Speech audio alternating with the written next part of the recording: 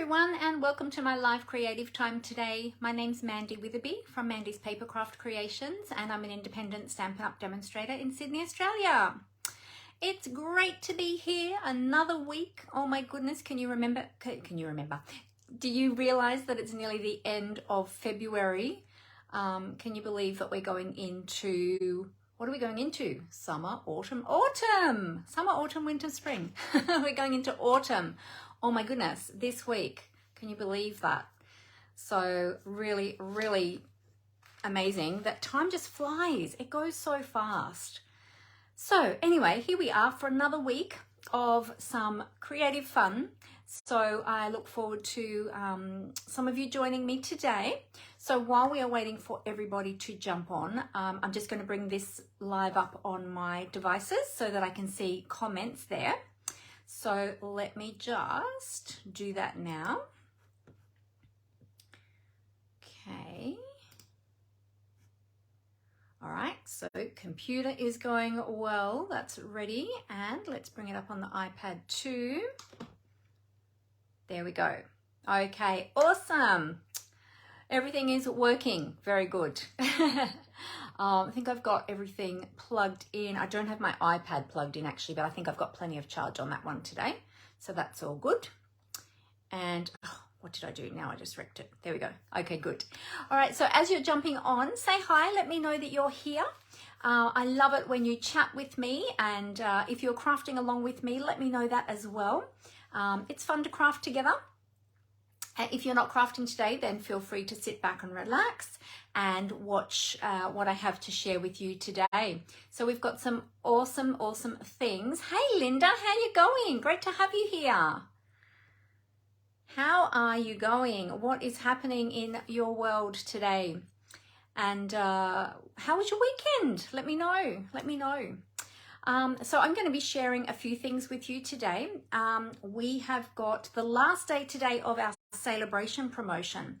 So, well, actually tomorrow the 28th is the last day of Sale-A-Bration. So you've only got today and tomorrow to grab those amazing freebies. When you either shop or join, you get lots and lots of freebies. So I will talk to you more about that in a moment. But we've got a few other things to share with you today. We're going to be playing with some of those Sale-A-Bration products today. So that will be lots of fun. And I've got a couple of other things that I just wanted to share with you as well. But while we are waiting for more people to join us, let's have a chat about the weekend. So let me know if you are here watching live today, how your weekend was, if you did any crafting on the weekend, or if you did anything interesting on the weekend. Share with me. I would love to hear about it. Now, those of you that might be watching the replay, thank you so much for watching the replay on Facebook and also on YouTube. Feel free to leave me a comment and I will endeavour to respond to you. Sometimes Facebook does try to hide some of those comments, so yeah, if I don't get back to you, don't feel bad. It's probably because I haven't seen it, because I always go back in and I check for all the comments and I respond to them all. But sometimes for some reason Facebook doesn't show them all to me. I don't know why, but that's the same with everybody who does Facebook Lives. Sometimes we're not shown all of the comments, which is really bizarre. Over on YouTube, I usually see those ones though, because I do get email notification whenever anybody comments over there on YouTube. So I usually see those ones. So if you haven't subscribed yet to my YouTube channel, feel free to do that. That would be great. That helps me, but also too, it means that you won't miss out on any of my videos. In fact, if you want to be sure not to miss out on any videos, when you're over there and you click on the red subscribe button, which is down on the bottom right corner, you'll also see there a little bell icon. If you click on that, you can choose how you would like to be notified when I put up any videos, any new videos. So be sure that you click on that bell so that you make sure that you get notified of all of those videos. So hey Jenny, how you going? Great to see you. That's a lovely, pretty hi you have sent today in the comments. Thank you. Love that. That's awesome. So the weekend. Now let's see. Saturday, I went and did some shopping actually with my daughter. We had to go and look for a few things, and we're looking for a few more storage things for the pantry because, you know, we're still in the process of doing all the clearing out. It's not finished yet. It kind of feels like it's never going to end. We started on Boxing Day and we are still going. We've done the big bulk things, like the majority of the big bulk things, and now it's just the little bits and pieces, and my pantry is still waiting. So, hey Rose, how you going? Oh, you didn't get notified today. Oh, interesting. Ah, okay. Well, that's interesting. Maybe that's why other people are missing my videos too. Maybe they're not getting their notifications. That's sad. Well, at least you found me, so that's good. So thank you for coming along.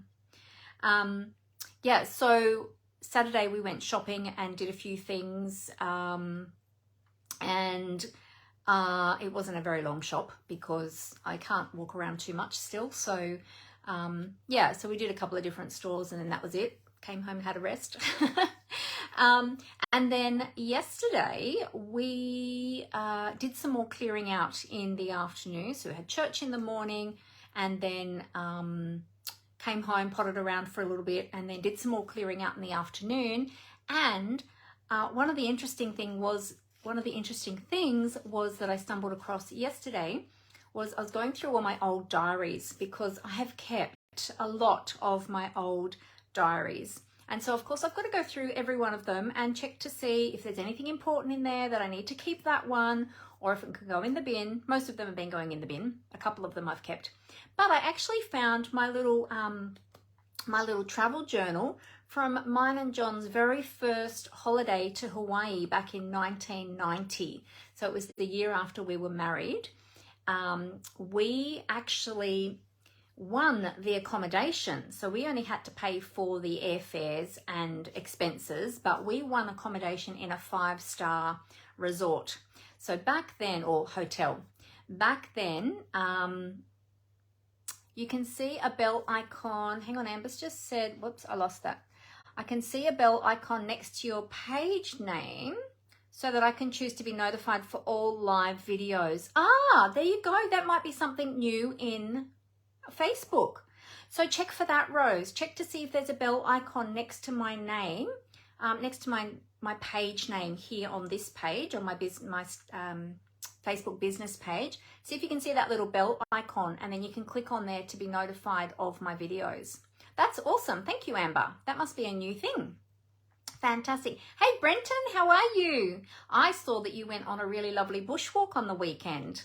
It looked absolutely spectacular. I think I missed this. I think there was a second part and I didn't quite see the second part, but there was I saw the beginning of it and then I got distracted with something else I had to do. But I saw the first part. It looked really lovely. So that's awesome. Yeah, so anyway, so we won the accommodation in this beautiful 5-star resort or hotel on the main strip in Hawaii back in 1990. And back then, when we were very early in our marriage, there were a lot of these, not seminars, but these information things that you got invited to go along to, and you went along and they gave you a prize.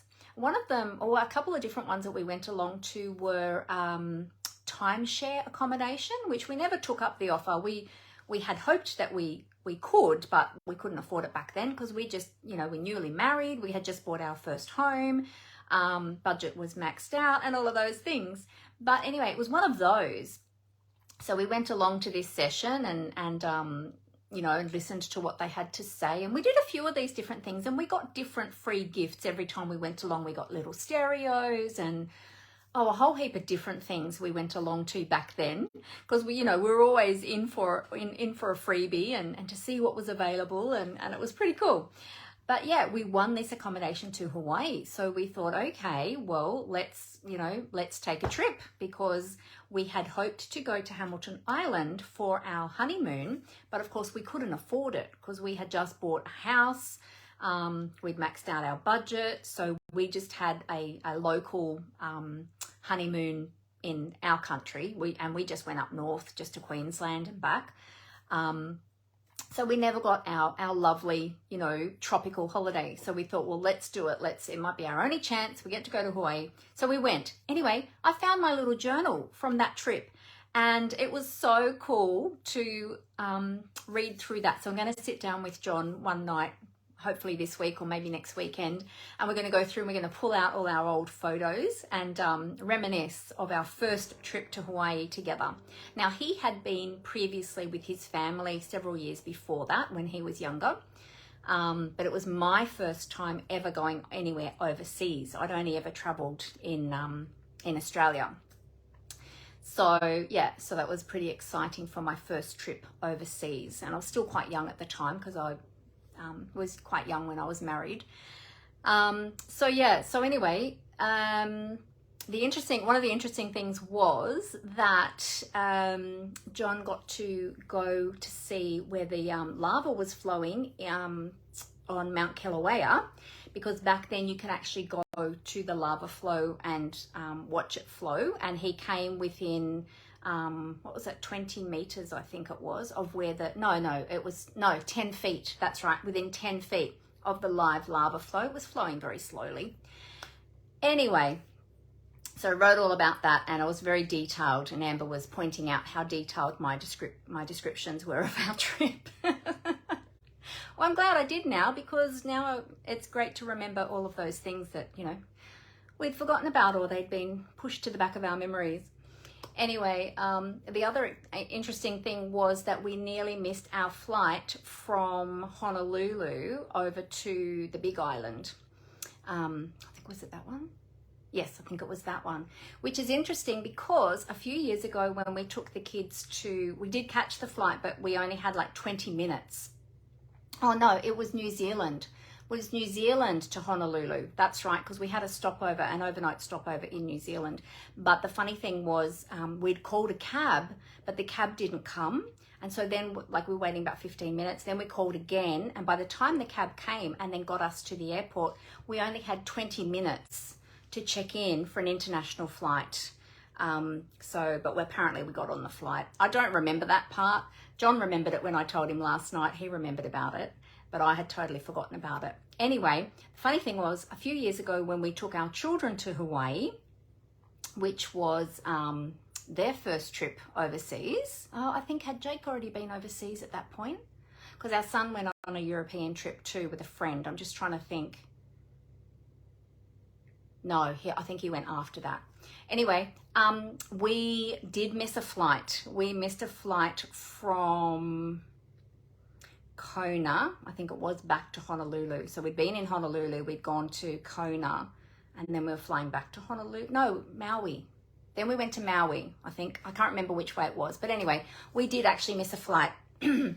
So, yeah, I don't know what it is with Hawaii and us missing flights. So, anyway, it was really funny to read back on that. And, yeah, and to just see the similarities between our two trips that we had. And I do know that this last time that we went to Hawaii, which was a few years ago, was before COVID, it was a lot different. I remembered it a lot differently to our first trip. It had changed a lot. I didn't enjoy Waikiki as much this time. I just felt it was very commercialized. It was really busy. It was, I don't know, it just wasn't as nice as it was back in the 90s. I don't know, but we loved Maui. Maui is our favorite now. So anyway, just a bit of interesting discoveries that I made over the weekend in the clean out. Hey Deborah, how you going? I was talking about our John's and my first trip to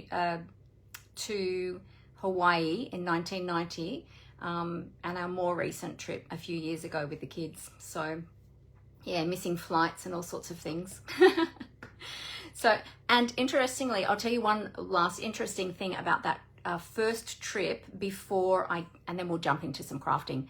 But John talked me into going to one of the lookouts at Mount Kilauea. There was a lookout right on the edge of the crater. There was a timber fence, and you could go right up to the edge of the crater, and the smell of the sulfur was really strong, and I remember that, but I also wrote about that in my journal. You could see the steam coming up from from the crater. So obviously there was lava, you know, down below somewhere.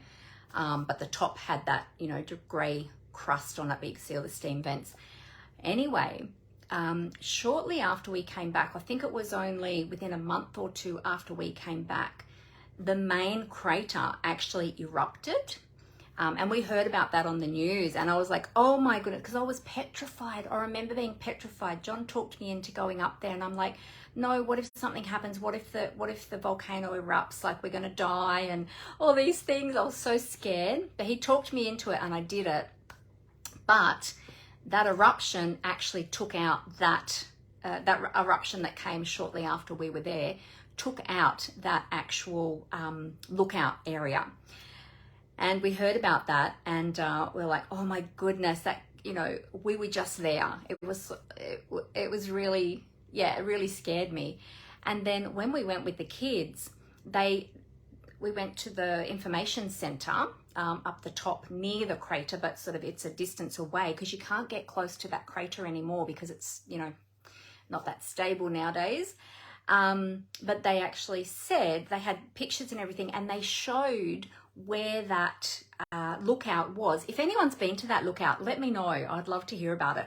But they showed that lookout, and I couldn't believe it. They had a piece of the fence paling that was at that lookout, and they had it framed, and it was all burnt, and it was one piece of the paling that they recovered from that area after that eruption. And I was saying to the kids, oh my goodness, that is the fence. That's the fence we stood at and looked down into the crater a month or two before it erupted.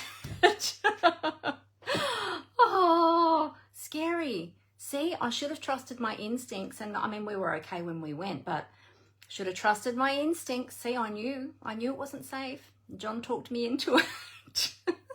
The things we do.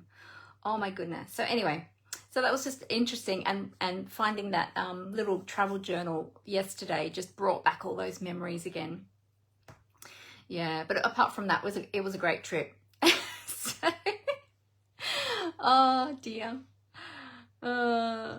Brenton said it was a lovely day for the bushwalks. Nice. And the clients loved going for the bushwalks. Oh, you took some clients with you. Fantastic. Awesome. Very good. So has anyone else been to Hawaii? Let me know in the comments. I'd love to hear about if you have been to Hawaii or not. So John and I, well, John's been 3 times, I've been 2 times, and our kids have each been once now.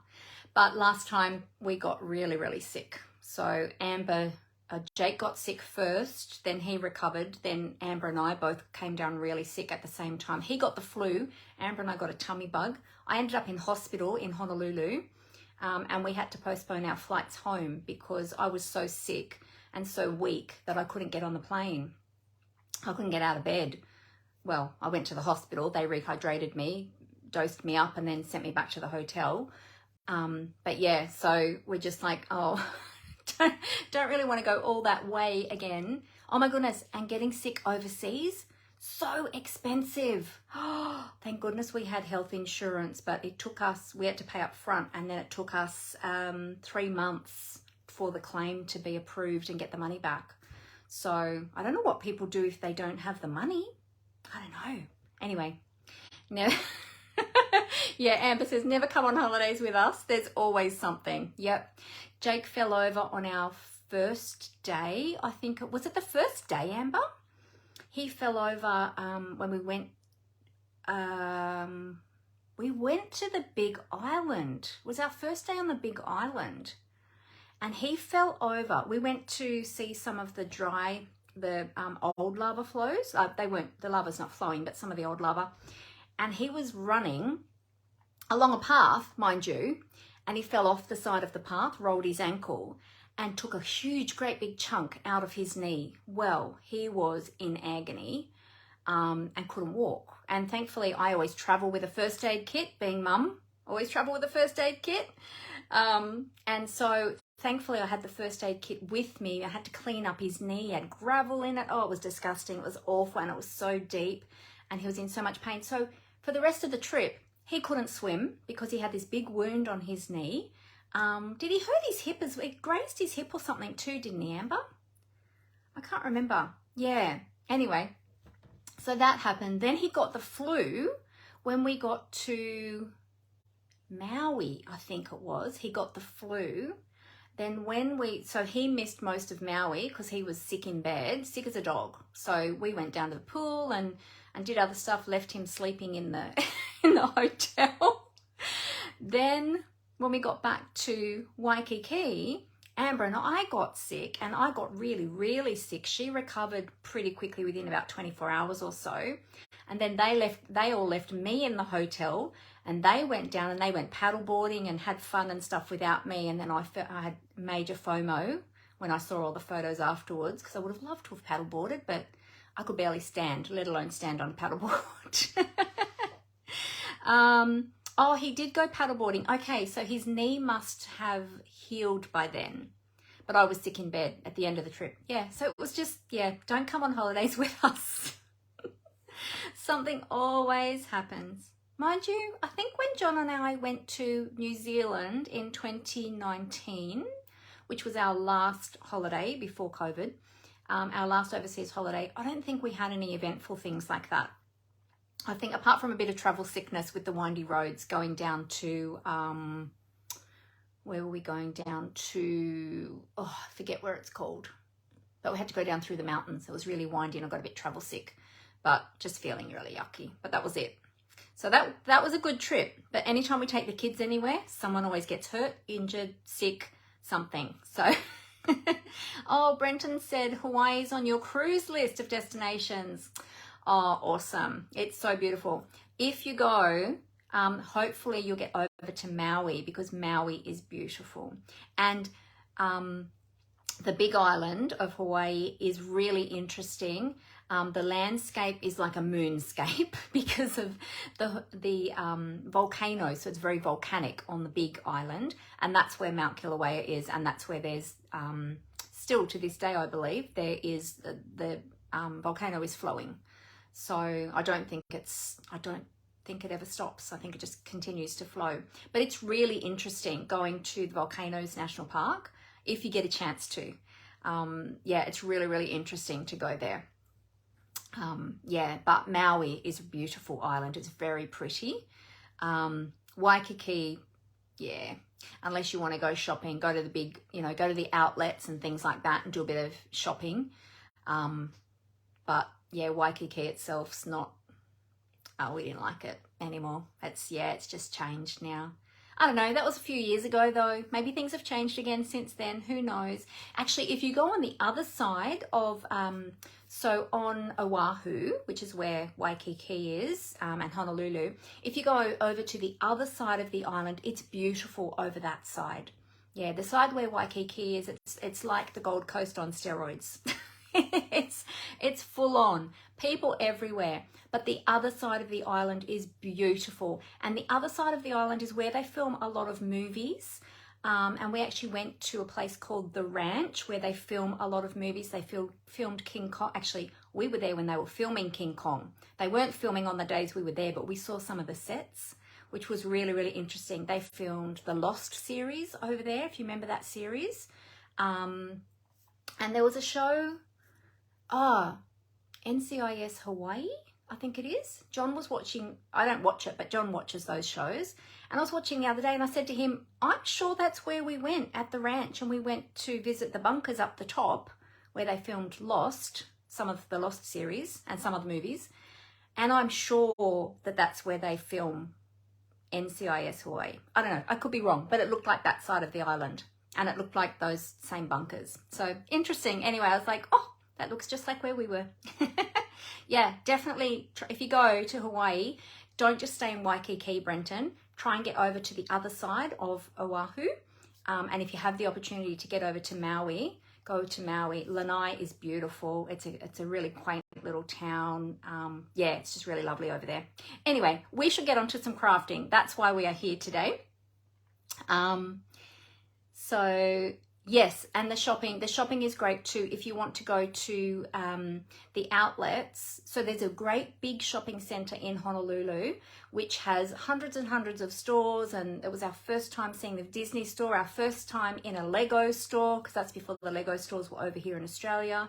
So that was really exciting, and lots of beautiful shops there.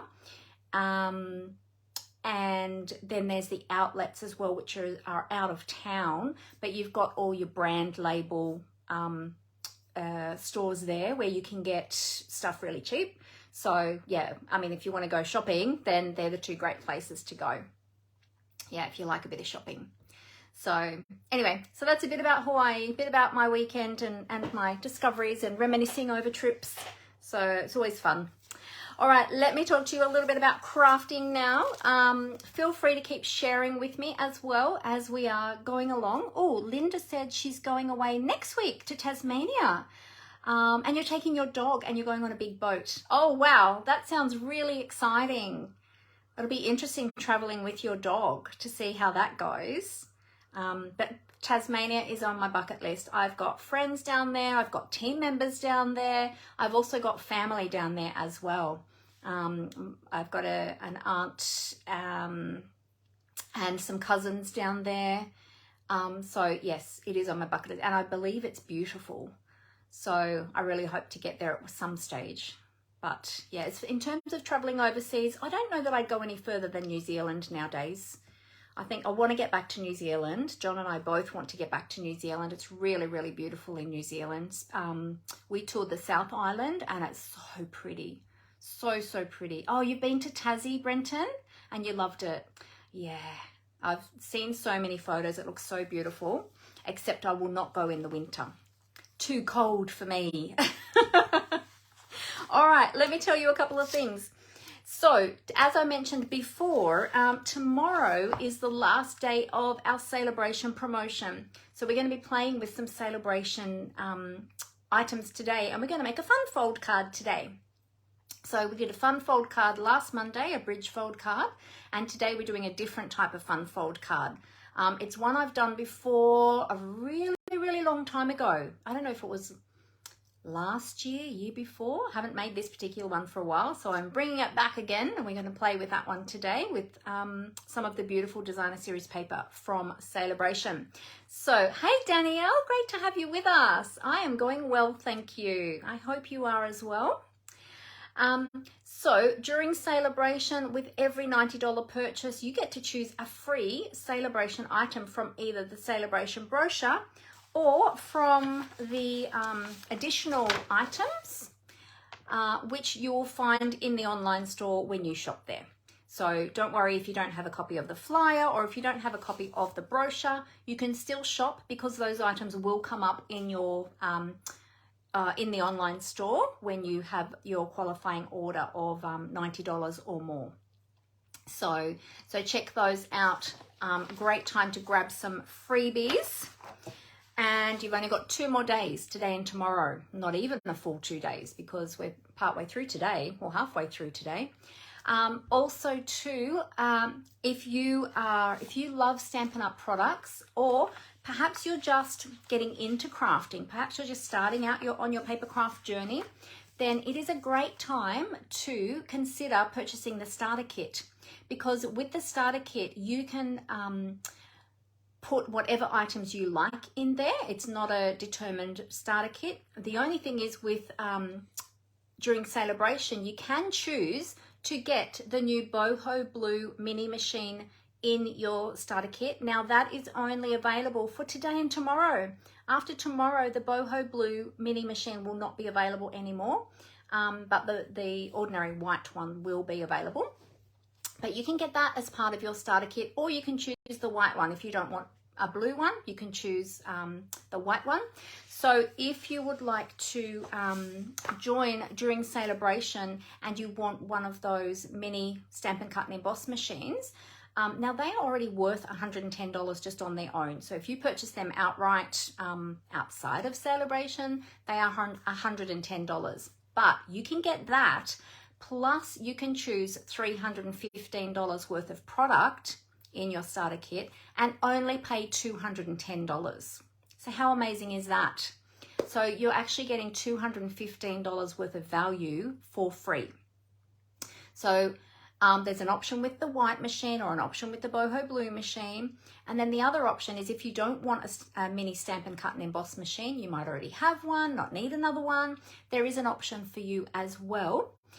You can choose the $315 worth of product and only pay $169. So that is $146 worth of product for free. So that is a lot more than, I think it's $80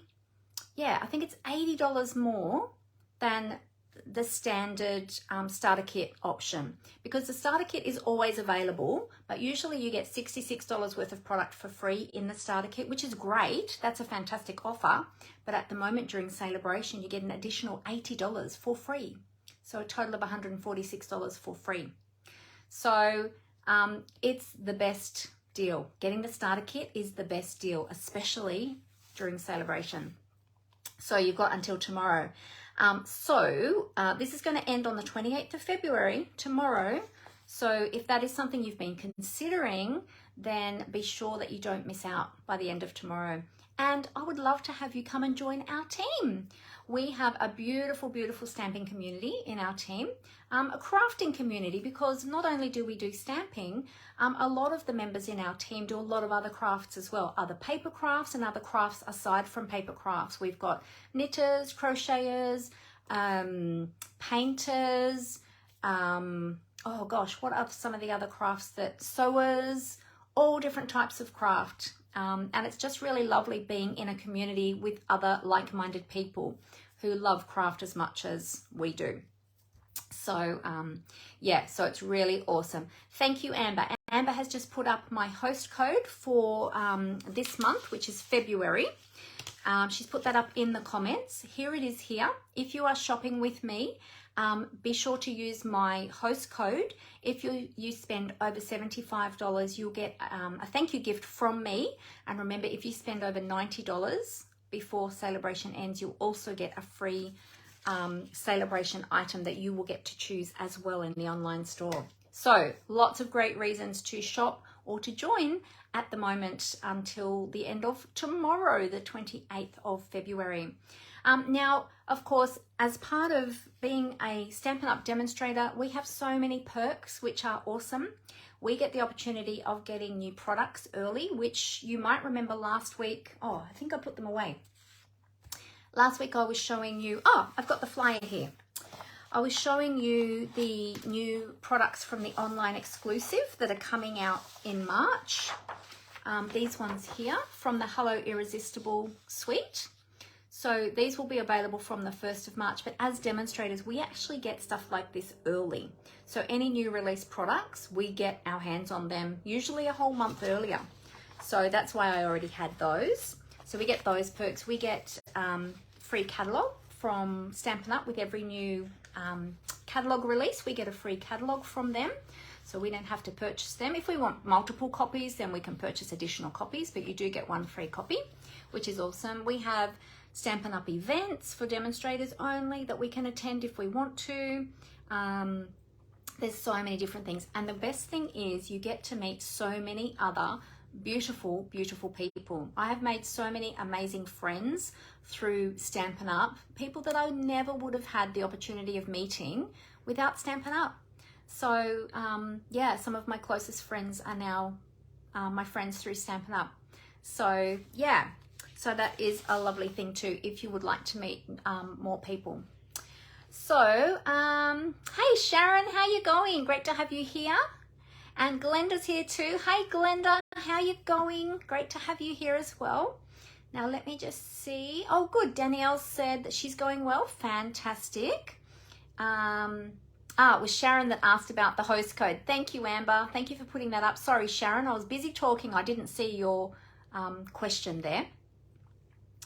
And let me just, I'm just scrolling back to make sure. Okay, if I've missed anyone's question, feel free to pop it in the comments again if I've missed it, because there's so much to share today. All right, the other thing I wanted to share with you, something else that is finishing today actually, is my metallics and specialty paper samplers. So you might have seen last week, I'll put up another post later today to remind everybody, but today is the last day to register for my metallics and specialty paper samplers. I've got some registrations already, which is awesome. And in the samplers, you'll get a selection of some of the foil cardstocks and the metallics, as well as some of the specialty paper. So we've got some in color glimmer paper. We've got some of the, what is this one called? I keep forgetting it. The brushstroke specialty paper. You get some printed vellums. There's lots of that. Some shimmer paper, no, not shimmer, pearlescent paper, and some linen paper. And then, so that's one pack. So you can either choose you can choose either or of these packs, or you can choose to get both packs. So it's all in the registration. I'll pop up the link in a minute. And then we've got all of the foil metallics. So there's all different colors of metallics. We've got silver, gold, we've got different finishes. There's also the distressed gold, there's rose gold. I love this one. This one is in the rose gold, but it's got the rainbow effects, like the iridescent effect to it, which is really cool. We've got brushed metallics, and we've got silver in 3 different silver finishes. So it's all in there. So let me pop up the link for you now in the comments. And also I'll pop up the links in the description of this video, both here on Facebook and on YouTube as well. So all of my links will be there. You'll be able to grab them from there. Oh, hang on a sec. I just clicked on the wrong thing. Let's click on the right one. There we go. And here it is. Get that one. Okay. Keyboard. Just copy that, and I'll put that over here in the comments. There we go. So if you click on that link for the metallics and specialty paper sampler, you can have a read to see what is included in that. And then if it's something that you might be interested in, then you can fill in the registration form that's underneath all of the details, okay? But you're not registering for anything by just clicking on that link. You can just click on the link to just have a look, and then to register, you need to complete the form and submit it. Okay, hello Janelle, how are you? Great to have you with us today. All right, so check that one out. Okie dokie. Now, let's see, what else do I have to tell you about this morning before we jump on? If you've not yet subscribed to my newsletter, be sure to subscribe to my newsletter so that you can stay up to date with everything that's happening, all of the Stampin' Up! News, all of my upcoming classes. I'll be advertising my next class. Is it this week or next week? This week or next week, I'll be advertising my next class. So watch out for that. So yeah, be sure to subscribe to my newsletter. Also too, from my newsletter, if you want catalogs, you can, if you don't have a demonstrator already, you can request them via my newsletter as well. So you'll find that there. Alrighty, I think it's time we got crafting, because I think I've been talking for a really, really long time. But I was so excited to tell you about my Hawaii travel journal. All right, I'll pop those over there, and we'll put all of this information over there too. Now the mini catalog, I am going to leave that out because I'm going to show you something in there. I'm going to tip the camera down onto the desk now so that I can share that with you. Yes, I think we're ready to go. Yeah, I'm going to show you a couple of other things first too when I tip the camera down. Oh, you can't wait to see what I'm creating today. Fantastic. That's good. Well, I'm going to tip the camera down right now. So bear with me. I'll cover up the camera so that I don't make you all dizzy while I transition the camera. So bear with me for 2 secs. Here we go. All right. Oh, I don't know if that flipped then. Let's see. We'll find out in a moment. adjust my camera.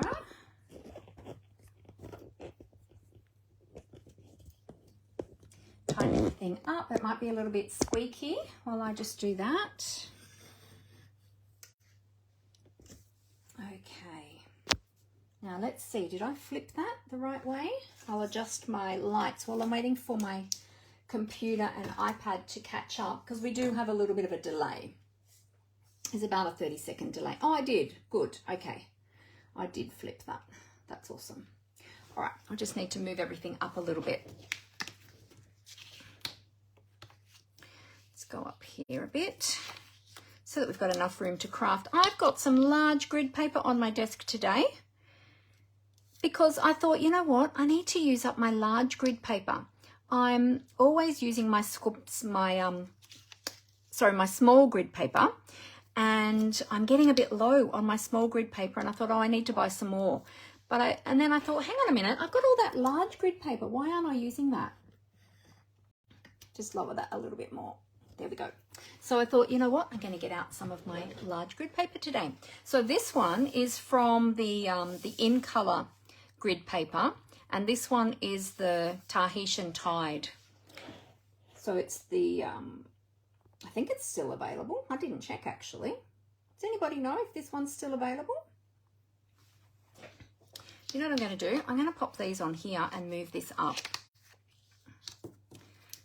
so that we're in camera. Because the camera is a little bit far away from me, from the edge of the desk, I should say. There we go. Okay, I think we're a bit straighter now, so that's good. We can go up a little bit more, can't we? We can go up to that line. Let's go up to there. There we go. So this is really pretty grid paper, and this one I'm pretty sure is still available in the online store. If anyone knows that it is sold out, then please let me know. But I think it's still available, and it comes in the 5 in colors. So it's really pretty. There's lots of different colors. All right. Sale-A-Bration. Now, this is going to be finishing tomorrow. And let's just have a quick look at some of these Sale-A-Bration items. Now, I have created with a lot of these, but some of my cards that I've made, I have already given away. But here's one that I created a few weeks ago. You might remember this one if you were watching, and if you weren't watching at that time, this is one of the ones that I made with the cute, adorable owls stamp set. So this one is really gorgeous. It's been very popular. It's very, very cute. And I really loved creating this one. This was really gorgeous. And we colored the owls with some Stampin' blends. So that's one of the cards that I created with this one. There's always great samples in the catalogs as well, so you can get ideas from there. The carrots, the Thanks a Bunch stamp set. Now, I did make a card on one of my Facebook Lives recently with that one, but I've given those away because the ones that I made, I used as my customer thank you cards for last month, I think it was. Must have been last month or earlier this month. But yeah, the ones that I made, I've already given away. So I don't have any cards made with that one to show you. The beautiful Dainty Flowers Designer Series paper, I've used that one a lot actually. That was my favorite. And this was the one I made on Thursday. So if you missed my Facebook Live on Thursday, feel free to go back and watch the replay, either here on Facebook or over on YouTube, because we did some watercoloring to create this card and using that gorgeous Designer Series paper. And we used the Dainty Delight bundle from the mini catalogue that coordinates with that beautiful paper. So I just had a customer place an order for that last night actually. So after seeing me create with it last week, this is another one I created with the Designer Series paper, and I used some other items from the mini catalogue as well to coordinate. Use those frame dies. I can't even think of the name of it now. What is the name of that one? It was one that we got early as an early release, and for the life of me, I can't even think of the name of it now. I've had it for quite a while. That's probably why. I've moved on. But I made quite a few cards with that when we got it. Oh, there it is. The framed florets, that's right. The framed florets bundle. I used the dies from that one for this. Yeah, so that's a really beautiful one as well. Then we have the Day at the Farm Designer Series paper, and that is what we're going to be playing with today, because I actually haven't played with this yet, I don't think. I'm just trying to think. No, I don't think I have. I think Amber might have had a play with it, but I haven't. And there is a bundle in the mini catalogue that coordinates with that, so we'll look at that later. The Sending Support stamp set. Oh, look, I've got them all here. I got them out to show you. Here they all are. So there's the owls. There's the Thanks a Bunch, the carrots. We've got the Sending Support stamp set with beautiful sentiments on it, and I've used that one a few times already as well. So that one's also free with, these ones that I've shown you so far are all free with a $90 purchase, so you can choose one of those. Then we have the beautiful Favoured Flowers Designer Series paper, and the card that I made on my live week before last, I think it was. I already have given that away to a customer as well. So I've still got lots of that paper left. It's really, really pretty. So I'll be able to use that up and make some more cards. And then my In the Country, I've got the In the Country stamp set. And the one that I made two of these actually. But I haven't had a chance to get back to this stamp set again. I really wanted to do something with this one, but I haven't got back to it yet because I've been playing with all the other things. This is the one that I made quite a few weeks ago now on one of my live creative times, using some watercolor again. So I really love that. I think the gingham is very country looking. So yeah, so that's one that I made with that one. And then we jump up to the free items with a $180 order. So we've got the Beautifully Happy stamp set. I haven't used that one. And then we've got the Dainty Designer Series paper. I do have that, but I didn't pull it out because I thought it'll take me too much time to show you the paper. But you get a pretty good view in the brochure. So if you don't have the brochure, you can go to my blog. And there is a PDF version on my blog homepage. If you scroll down, over on the right-hand side is all the catalogues. So you can see a PDF version of the brochure there. Because, of course, it finishes tomorrow, so I won't have time to get you an original copy by then. But this paper is gorgeous. So pretty. And then there's a host set as well with qualifying orders, which is the Scenic Garden. Which is really pretty as well. And then there's the beautiful boho blue Stampin' Cut and Emboss mini Stampin' Cut and Emboss machine that can be chosen when you join, which we spoke about before. Alrighty, so there's just some samples to show you. But yes, lots of beautiful ideas there with those beautiful items that you can earn for free. Now, what I'm going to share with you today, as I said, is the Day at the Farm Designer Series paper. So we're going to play with some of that, and let me just show you in the mini catalogue. So this is the January to April 2023 mini catalogue.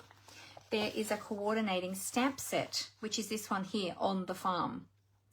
So you've got the stamp set and you've got the coordinating dies as well. Now with the dies, you do get, actually I'll show you, that it also features on page 81. Here we go. You'll see a better picture here of the dies. You've got lots of animal dies there that will die cut out the animals from the stamps, but you've also got additional dies. You've got hills, you've got barns, you've got windmill, you've got grass. There's an additional little sheep there that's got swirly wool. You probably can't see it easily. It's got like swirly wool detail in the sheep. So it's a really cute bundle, that one as well. So that bundle, to get the stamp set and the dies together, you get 10% off. It actually comes to $90. So if you bought that bundle, you could then choose the coordinating designer series paper from Sale-A-Bration for free, because that one coordinates with that bundle. So if you love this, when I show it to you today, then that's one way that you can get the paper for free, is purchase that bundle, or you can purchase anything else. If you don't want that bundle, there might be something else you want, then yeah, you can choose that for free. All right, let me show you the paper. So I have chopped some of the paper, but most of it is still full 12 by 12 sheets, because as I said, I haven't had a play with it yet. That's an added little strip. Well, I've got 2 little strips there, which I'm keeping. Always keep your little strips, because you can use them on the inside of your cards. All right, so we've got a beautiful sheet here of the animals. Now we are going to do a little bit of fussy cutting with some of these today. Let's have a look what's on the other side. Got this beautiful checkered pattern. This one is very country, isn't it? It reminds me of a flannelette shirt or a tablecloth. Could be a tablecloth too. I'll move over a little bit. There we go. All right, so that's the same paper. We've got 2 sheets of everything. We've got this beautiful scene here with all the trees and the cows and the little flowers, and then this is the opposite side with the hills. Okay, then we've got this one here, which is just sort of a scene just in one color in the cherry cobbler. And then I love this one, looks like burlap. I love that sort of texture, it's really awesome. Then you've got some geese and some little chicks, and you've got some chicken wire on the back. There's also chickens in here as well, so you've got geese and chickens and all the little chickens, the little chicks. And then you've got some fresh produce, so lots of fresh veggies there grown on the farm. And this is the reverse side, which is a pretty cool design. And then we've got this one, which is the one we're going to be using today. And on the opposite side of this one is this. So what I've done with this piece, let me put all the other pieces away. There's lots of colours in this paper as well. We've got, tells us on the backs of our paper pack, on the back of the paper pack, it tells you what colours are in that paper pack. So this one has Balmy Blue, Cajun Craze, Cherry Cobbler, Daffodil Delight, Garden Green, Pear Pizzazz, Sahara Sand, and Soft Suede. So lots of great colours in there. Now, what I'm doing today with this one is this would be great for a scrapbooking layout. If you have been on a farm, had a trip to the farm, taken your kids to the farm, taking your kids to the orange orchard to pick fresh oranges, anything like that, this would be a really great layout for a scrapbooking layout. A really great page, for a scrapbooking layout. However, I'm going to be making a card with this. So what I have done is I have already chopped up one other piece. So what I did is I have chopped it in half horizontally. Okay, so this is the top half. So I've chopped it in half. I then took off a little bit extra, which were those strips that you saw before, these little strips here, because I wanted to cut it down to a card size. Okay, so these are the little pieces that I cut off. All the measurements for this will be on my blog tomorrow, so don't be too worried if you miss any measurements today. But this is the piece that we're going to be playing with today. Hi Chitska, how you going? And we are going to be making a fun fold card like this, similar to this. So this is a fun fold that I made a really long time ago. I got the idea from Patty Bennett in the US, and it's a really great way of using your designer series paper. So if you have got a lot of designer series paper and you want to use some of it up, this is a really great way of using it. So basically what I've got is a card front piece of cardstock, okay? Then I've got a big strip of designer series paper. I've scored it, so I'm going to show you how to do that today, and then folded it and attached it to that piece of cardstock and then decorated it.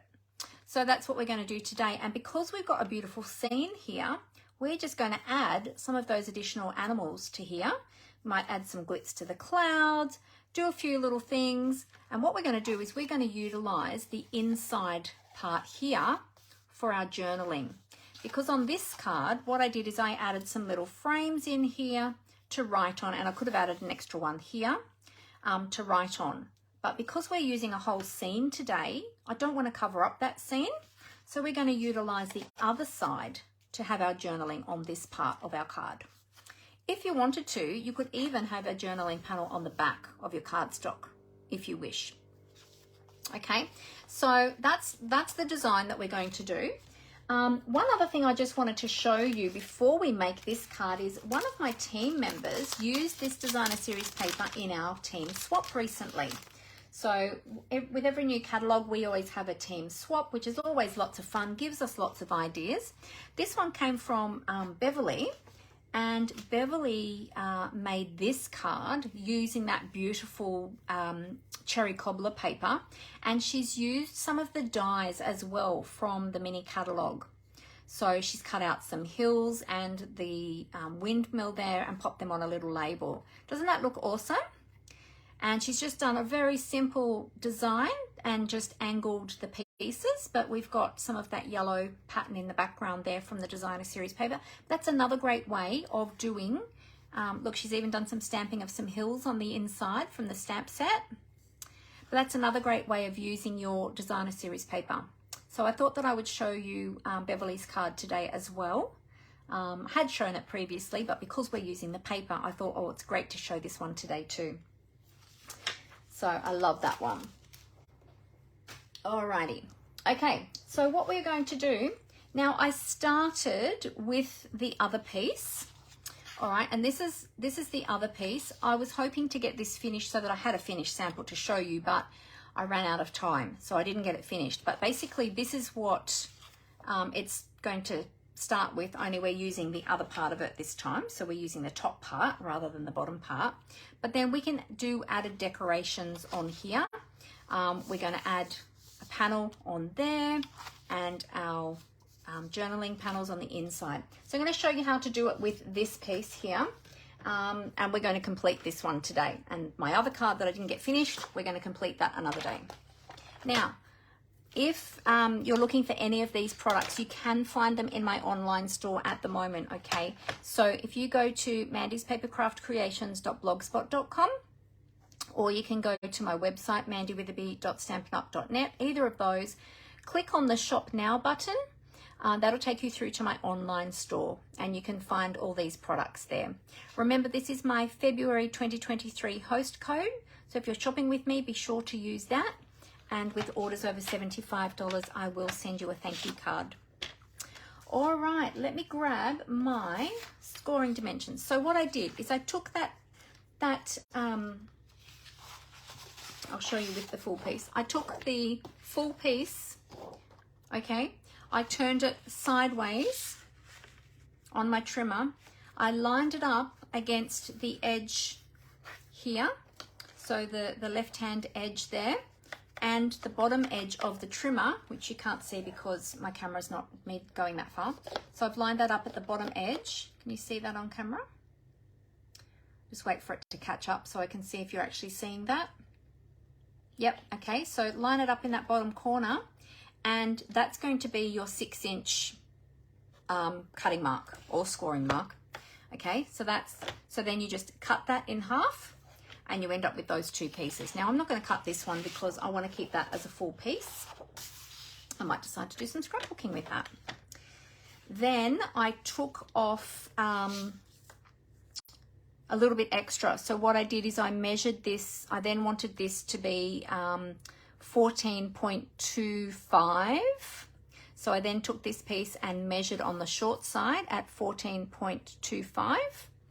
And I trimmed off that extra. Actually, I trimmed it off the sky, didn't I? I trimmed it off the sky. So trimmed off that extra here.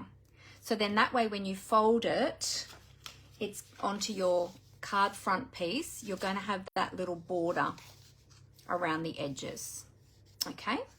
So that'll give you a little 2mm border. Oh, sorry, 2mm, 3mm. What did I measure that at? 3mm border. All right, for your card front piece, this is just a quarter piece of A4 cardstock. So it measures 10.5 by 14.85. Okay, so we're going to do the scoring of this one first, and then I'll show you how to put it all together. So what we're going to do is we're going to extend the arm of our trimmer. Because we're using a long piece, we need to be able to have that out there for the measurements for the scoring. I'm going to move my cutting blade away, which is the dark blade, because I don't want to cut by accident. What is this fold called? That's a really good question, Deborah. I can't remember, to be honest. I can't remember what it was called. I might need to go back and look in my notes because I only decided like last minute last night that this is what we were going to make. And I didn't pull out my notes. I just basically pulled this. I remember I had this one, my old sample. I pulled this out and I just took the measurements straight from that. So I didn't pull out my old notes. I'll try and find out for you and yeah, and see if it actually has a name. I'm not sure. Not sure if it has a name. Well, it is a tri-fold. So yeah, I'm not sure of the name of it. Sorry. Don't have that information right now. But I can find out. Well, I can try to find out.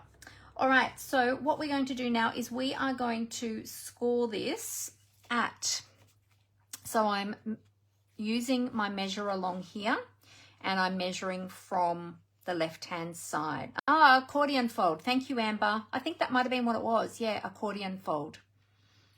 Yeah, I think that's what Patty Bennett had called it, accordion fold. That's where I got it from. I got it from Patty Bennett a couple of years ago. All right, so we are going to score at 20.5, so 20.5 centimeters. Okay, and we're going to score. So give that a couple of goes. Then we're going to move our designer series paper to the right, and we're going to measure at 12.5. And we're going to score there. And then we're going to measure at 4.5. Oh, I just clicked a button on my keypad. No, it's okay. It's all good. I was thinking, oh, pressing buttons over here. All right, so 4.5. Okay. So we'll move our trimmer out the way. We might need that again later. So first of all, what we're going to do is this panel here, the large one, we're going to fold that. You want that folded that way. Okay. To make sure that it's straight, so you're going to have it that way. Then the next panel is going to be folded back that way. And then the front panel is going to be folded that way. Okay. So you've got that floral image on the front. When you open it up, you'll have the whole scene for your card. Okay. Now, to make sure that your folds are straight, I like to turn this one over this way and just make sure that my edges are lined up, and use your bone folder to burnish each of those folds. Okay. And then we'll take this one, make sure that's lined up nice and straight, burnish. Check that one, make sure that's lined up. And then this one should line up with that back panel. Okay, so there shouldn't be any overhang there. Okay, see how that lines up nicely? Okay, so that's the basis of our piece. So what I'm going to do is I've got some pear pizzazz here. So I've cut this already. I've got a few there because I was playing with a few different ideas. So this one is 10.5 by 14.85, as I said before. And that's going to be our base. And this is going to just be adhered onto there to give us that green border around the edges. Okay, so we can do that now. We can do that part now. I'm going to use my multi-purpose liquid glue just so that I've got that wiggle room to be able to... Hi Martha, how are you? Great to have you with us. So I'm going to, just use the glue so that I've got that wiggle time. There we go. And I find the easiest way to adhere this is to close the designer series paper. have that folded up so that I can see all of that border around that piece. And then you can slide that around as you need to line that up. Give that a press, and then you can open that up and give that a press in that panel there so that that adheres really well. Okay. All right. Now, because this is such busy paper and we're creating our scene here, we're going to add some more to this scene as well, but we don't want to cover this up with our journaling panels. Okay, so what we're going to do is use this part in here for our journaling panels. So what I did is I took there's lots of different ways you can do it. You can just cut a rectangle. If you want to have a full panel there, or, you know, for journaling, you can just measure that and just cut a rectangle. But I thought that I might use the deckled rectangle dies because I thought that they would go really well with the farm scene, because you've sort of got that rough edge. I kind of was thinking, you know, a bit rough, country, you know, a bit more sort of rustic. So that's what I did. So now I've put my dies onto magnetic sheets to make it much easier to remove them. So I took now which one was it? I think it was that one. Yes. So it's the 4th largest one. I ran that through with a piece of white cardstock, basic white cardstock. And I did that twice to create 2 panels. Okay. So these 2 panels can go in here and here. Now, if you want to, you can ink the edges. You can stamp a sentiment on there if you would like to stamp a sentiment before adhering. I tend to stamp my sentiments before I send a card, because I usually tailor my sentiment to either the occasion or to the person that I'm sending it to. So oftentimes I don't stamp my sentiment on the insides of my cards when I'm creating them. Yeah, but we can take a sponge dauber and dauber a little bit of ink around the edges of these to, you know, grunge them up a little bit more, or you can just leave them plain because we do have white image here. So they would be perfectly fine just being left as they are. You might even like to stagger them like that. That would look cool, wouldn't it? To have them staggered a little bit like that. And then you've got lots of space to write a message, and you can have your message flowing from one side over to the other. So that would be pretty cool. So how about we do that? We'll adhere these on. I'm just going to leave them plain today because I want to spend time decorating up the other parts. All right, so we'll just put a little bit of, I was going to say tear and tape, Stampin' Seal on here, and we'll put this one. Oh, I put the adhesive on the wrong side, actually. Hang on a sec. Did I cut another one of those? No, I didn't. I don't think it'll matter. Let's see. Does this one have an embossed edge? No, it doesn't. That's okay. That's right. We might put that one down the bottom. I'll put this one down the bottom here. There we go. And this one, let me feel. Okay. See, didn't have my glasses on.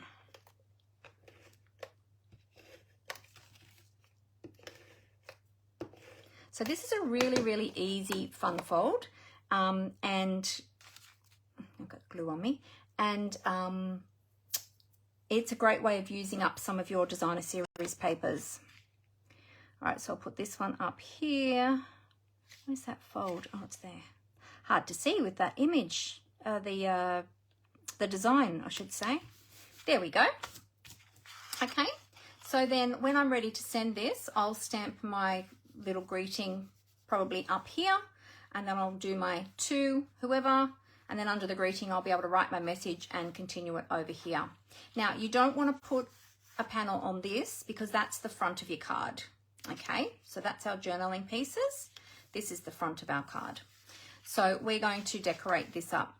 Now for this panel here, With my original one, what I did is I had an extra piece here, and I've made a few different ones of these. This is just the last one that I had left. I've made quite a few different ones of these, but I usually always have an extra panel here on the front.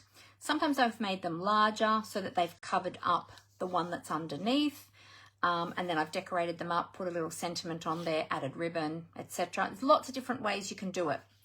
For this one, I don't want to cover up this because this is going to be part of my scene. So I just want to do something here. Now what you could do, if you wanted to, is you could take some of those little animals and add them on there. You could do some ribbon on there. There's lots of different things you could do. So I was thinking of fussy cutting some of those animals and then working out where I would like to position them. I might put a cow on the front. I've got lots of other dies here too, so I might die cut maybe a circle or a square and put a cow on the front there too. So I thought we'd have a little play, but that's the basis. So what we'll do is we'll take out some of the other designer series paper now and we'll do some fussy cutting. So I'm going to use this one here. But also too, there was another piece that had cows in the distance, this one here. So I might use, I'm not sure, they're quite small, so they're a little bit more fiddly, so a little bit more fussy cutting. Now, if you had the dies, I think that the dies would actually cut out the ones on this piece. I'm pretty sure that they would coordinate. Does anybody have the dies from the mini catalogue? The, what are they called? The On the Farm dies.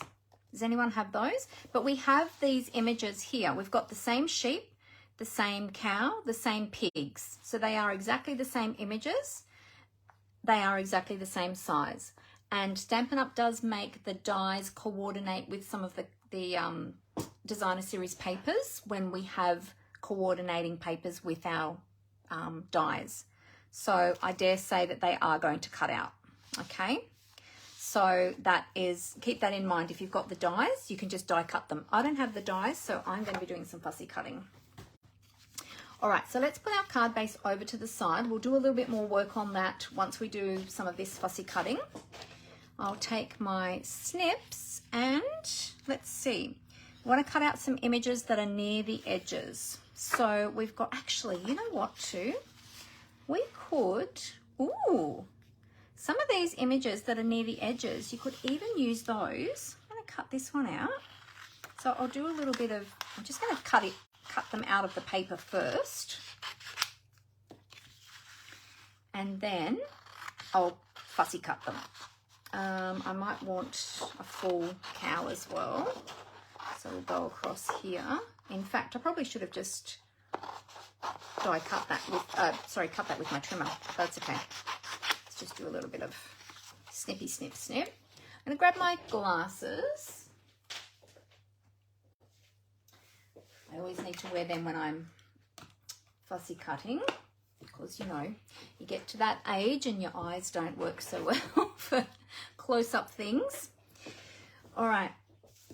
Now, with some of these images that are off the edge, I just thought I'd cut this cow out because I reckon we can use this cow. I reckon we can use him coming in from the edge of our paper. And I don't think that these images will be too hard to fussy cut.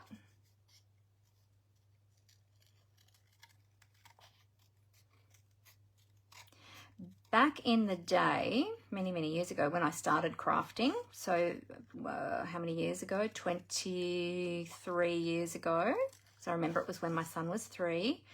I didn't cut so much with scissors. We used to cut with an X-Acto knife or like a craft knife.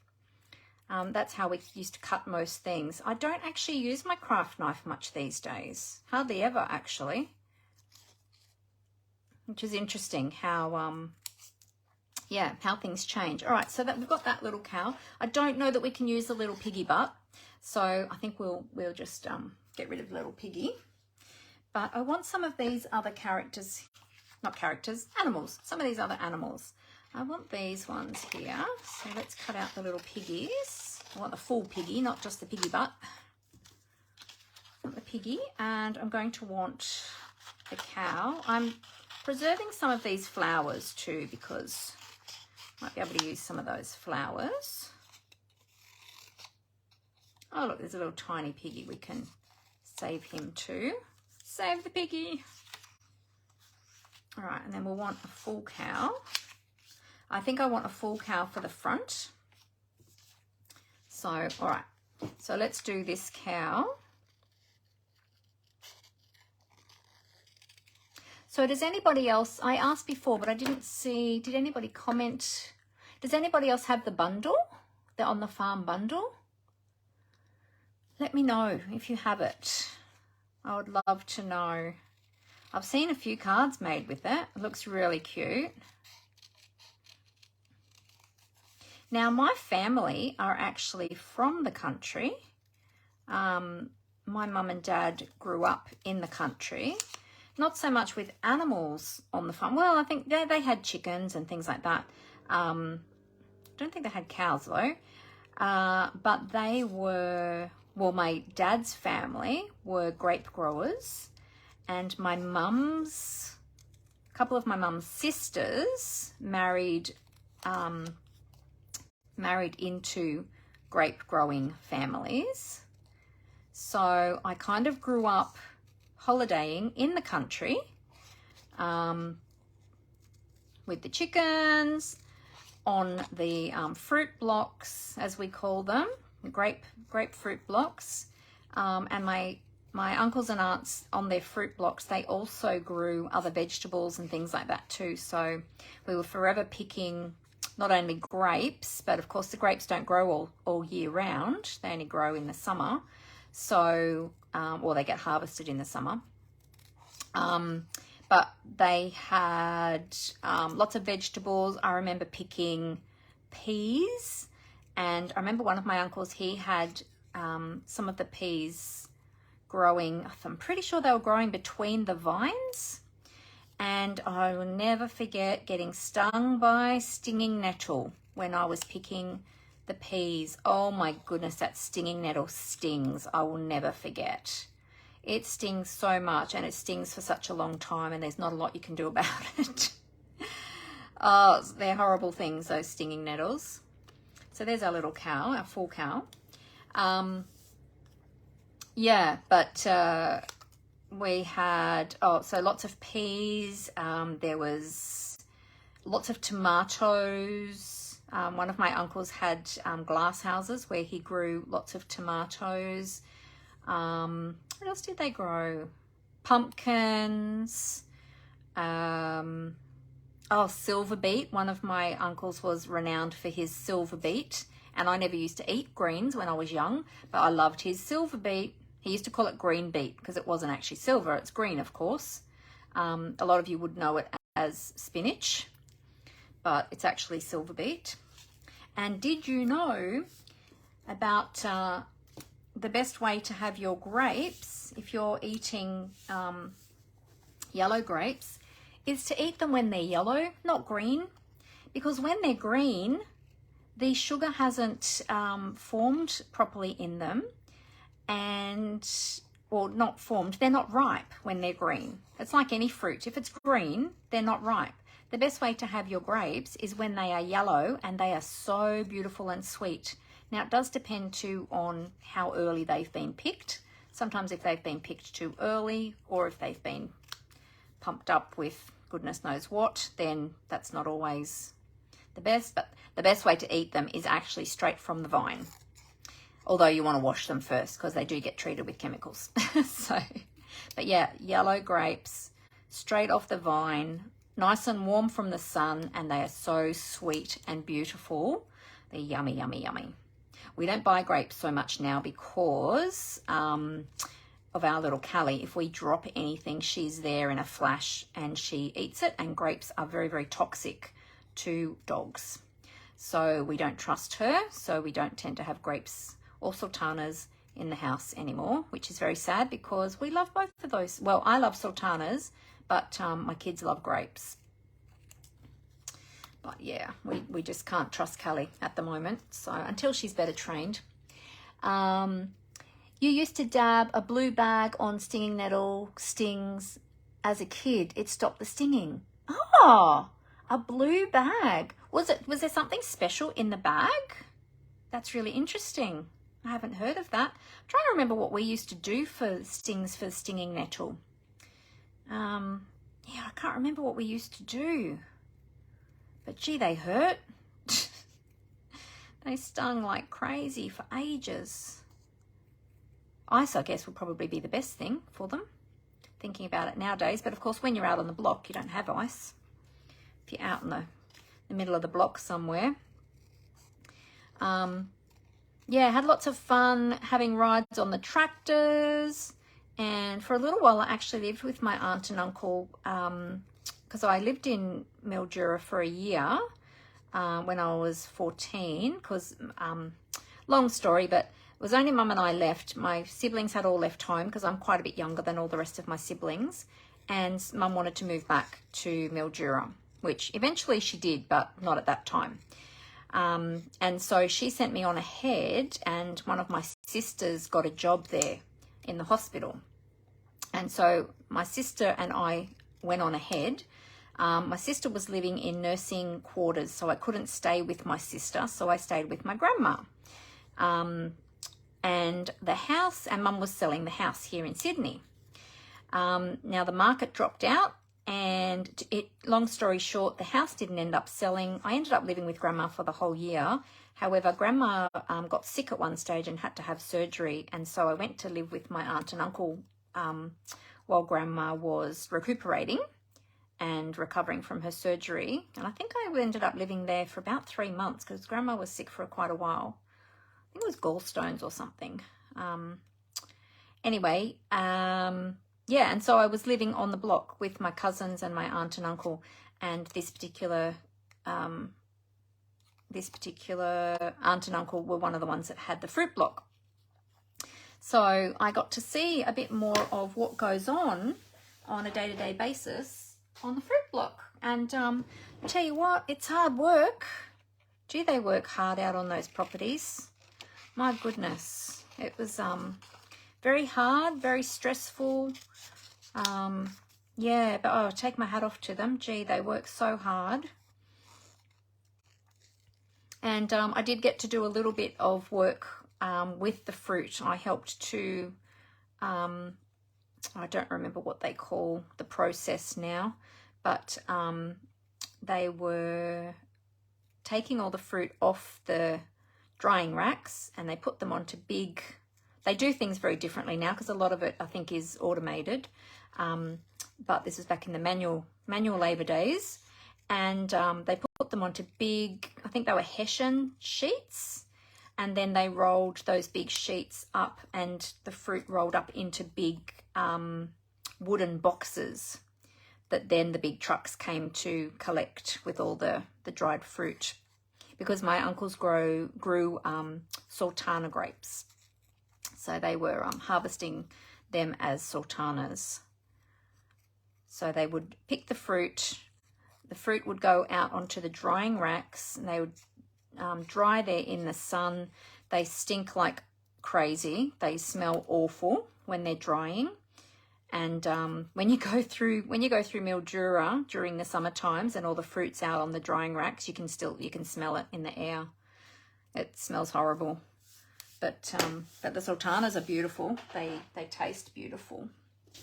All right, so we've got a few animals there. Let's see if we have enough now. So anyway, so they are sort of, yeah, different types of farming. Hi, Alison, how you going? Yeah, different types of farming. They were more sort of fruit farmers rather than animal farmers. But they had dogs and chickens, and other relatives of mine that lived there in the country had chickens. All right, so I'm thinking we can put some of these animals in here. Now, this cow that came off the side of the paper, because we've got some, and you could probably do the same like with the little piggies. over here on the side. But yeah, try and use some of those ones that might be on the sides of your paper. But this little cow that came off the side, I was thinking maybe he could be grazing over here. He could be grazing over here at the side of the, oh look, he'll fit there perfectly. Let's put him there. Oh, will we put him there or will we use him on the front? No, I think I'm going to use a whole cow on the front, and I'm going to add I don't know, a die cut circle or square or something there, and I'll have him there somewhere. But I think I'll put this one. Yeah. Oh, you can't wait to see what I'm creating with my fussy cut animals. Well, we are creating a scene today with a fun fold card using some of that beautiful designer series paper from Sale-A-Bration. And so I'm going to add some of these animals to my paper. So this little cow came from the side of from the edge of the paper, Alison. It was a half a cow. So we are going to use that half a cow, and we're going to put this one down here. So he's grazing from the sides there. There we go. So see, you can still utilize those half pieces. So don't think that that's a waste of paper, because it's not. You can still use those. Now these ones here, they're a little bit bigger. So I was thinking that they probably should be in the foreground, because this one's sort of this one's a bit smaller. We could put a piggy up here somewhere. And then we've got the little piggies. Little piggy can go there with the mummy. And then we've got another little piggy here. This little piggy could maybe go over here near the barn or in the grass. And then we've got some of these little tiny cows. I was thinking we could cut out some of these little cows and have them grazing up here. Because they're smaller, they'll look like they are further in the distance. So I thought we might cut some of those out as well. So let's see. I've got could even use some of these trees perhaps. Let's see, I'll cut out some of these. I'm just going to cut out some of these. I'll try and save some of these trees and flowers. That's only a half a cow, so we'll cut that one out. We'll go over here to these ones over here.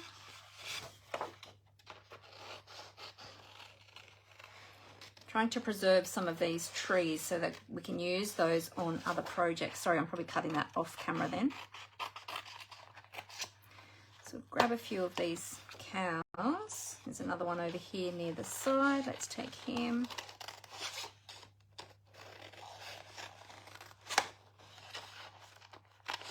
Okay. All right, so I think I'm liking the look of that. Don't want to stick them down too early before I'm ready. And we can mount those up. The only thing is with, I might mount this one up, but these ones over here, or actually you've got to be careful with all of these if you're mounting any of them, because you want your card to fold flat when it closes. If you mount them up, it will cause your card to pop up. So I think I'll actually stick them flat, to be honest. I don't want to make this too bulky. And this big cow, I'm going to add him to the front. We're going to add a panel on the front. And then we've got all these little cows. So these ones are a little bit more fiddly to cut because they're a bit smaller. And of course, if you don't like fussy cutting, that's okay. I know that some people don't. I know that some of my customers don't like fussy cutting because they've told me. So if you don't like fussy cutting, that's okay. Don't worry about fussy cutting these little tiny cows because they are a little bit more fussy, but you can just leave that background as it is. And in fact, these little tiny cows, they probably would be easier cut with an X-Acto knife or a craft knife. Doesn't have to be X-Acto brand, be any type of craft knife. but you want to find tip 1. Oops, getting all little bits and pieces. One thing I do like with these paper snips though, they do make fussy cutting really easy because they're very sharp, short bladed scissors. They do make it really easy. So you can find these in my online store if you're looking for them. They are called paper snip scissors. Yeah, these little cows are going to take a while. I think what I'll do is I'll just do one and then I might do some others later, maybe perhaps after I finish filming, and I'll add them later because otherwise you all don't want to sit there waiting for me to fussy cut all of those cows, but you kind of get the idea. Just trim around that face. There we go. So yeah, I think a few of those cows in the background will look really good. So I'll do some extra ones of those a little bit later. And even if you wanted to, there's these extra trees. These ones I think would be pretty easy to fussy cut.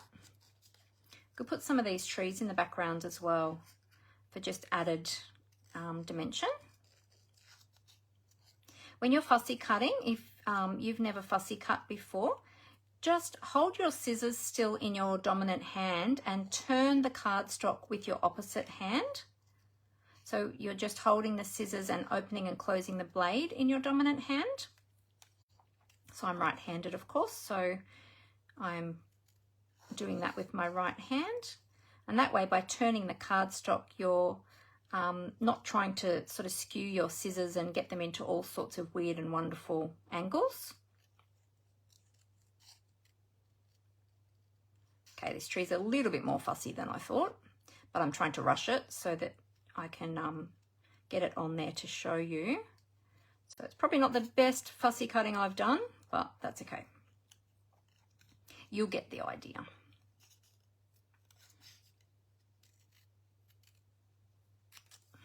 There we go. Trim up that base. Oh, just got to trim the trunk. Hang on one sec. There we go. All right. So we'll pop some of these little scraps in the bin. And see, we've got all these extra trees, so we can add them. Just be careful of where your folds are. So if you are adding extra trees, just be mindful of where your folds are. But that tree could go up there. In fact, if I close that, yeah, that would just be on the edge.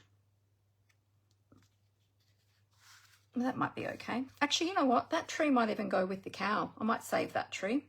All right, so I'll adhere some of these other animals to begin with, and then I've got all little bits of paper everywhere. Look at this. Yeah, so we'll adhere some of these other animals, and then we're going to decorate up the front. A bit of glue. Put some glue down on his legs too, so that he doesn't lift. We don't want our cow to. Oh, not our sheep. It's all right. I do know my animals. We'll put that sheep there. There we go. And put this one over on the other side. Aren't they so cute? Has anybody had experience with farming or have family who are farmers? I love getting fresh produce from farms. Let's see, where's Piggy going? Piggy's going up there. Let's put this sheep up a little bit higher. Out from us a little bit, I'm not sure if it's still open at the moment, probably about half an hour drive from us, there's a orange orchard where you can go and pick your fresh oranges. I'm not sure if it's opened at the moment. I don't even know if the oranges would be ripe yet, actually. So I know our oranges are not ripe at the moment. Oh, that's going to be right near the. It's going to be right near the fold. I'll have to put that one there. Yeah, our oranges are still ripening at the moment, and our lemons. Oh, we've got a few lemons actually already, and our mandarins. Now I've lost my little baby piglet. Where did my little piglet go? Oh no, don't tell me I accidentally threw my piglet in the bin. I think I might have. I think I've thrown my piglet in the bin. I think one of those scraps, well, one of those pieces of paper that I thought was a scrap might have been my piglet. Uh-oh. Oh no. Oh, wait, is that it? Oh no, it just fell down in the bin. Went down. Oh, it went down in my paper scrap bin.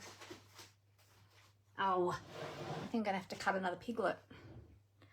Yep, I've just lost it down in my paper bin. My paper bin is very full and it's, I think I just had my finger on it and then it slipped down into amongst all the other paper. Oh, that's all right.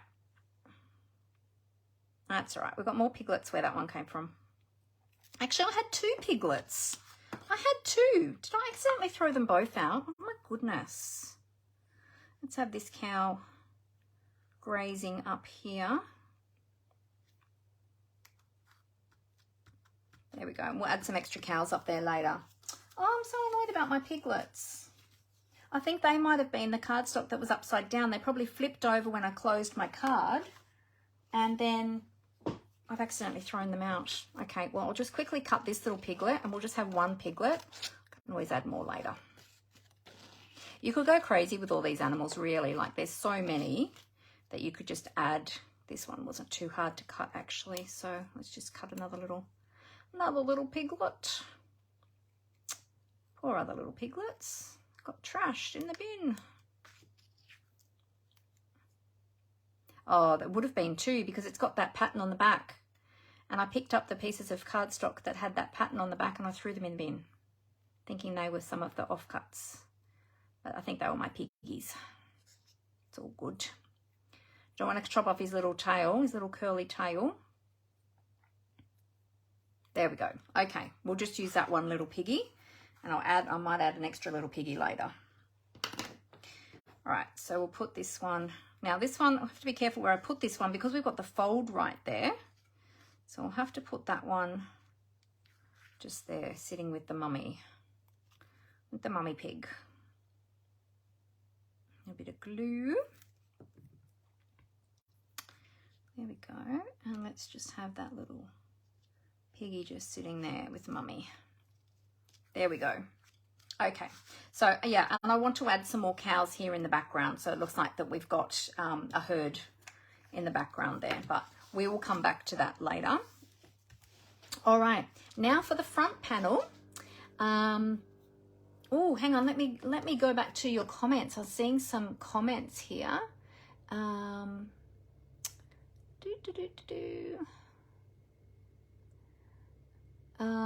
You use a blue bag. Oh, Glenda said for stinging nettle, you use a blue bag to put in the rinsing water to keep the white sheets white. Oh, okay. Right. Oh, interesting. Oh, there you go. Oh, Glenda said she grew up on a farm and she loved it. Oh, fantastic. There you go.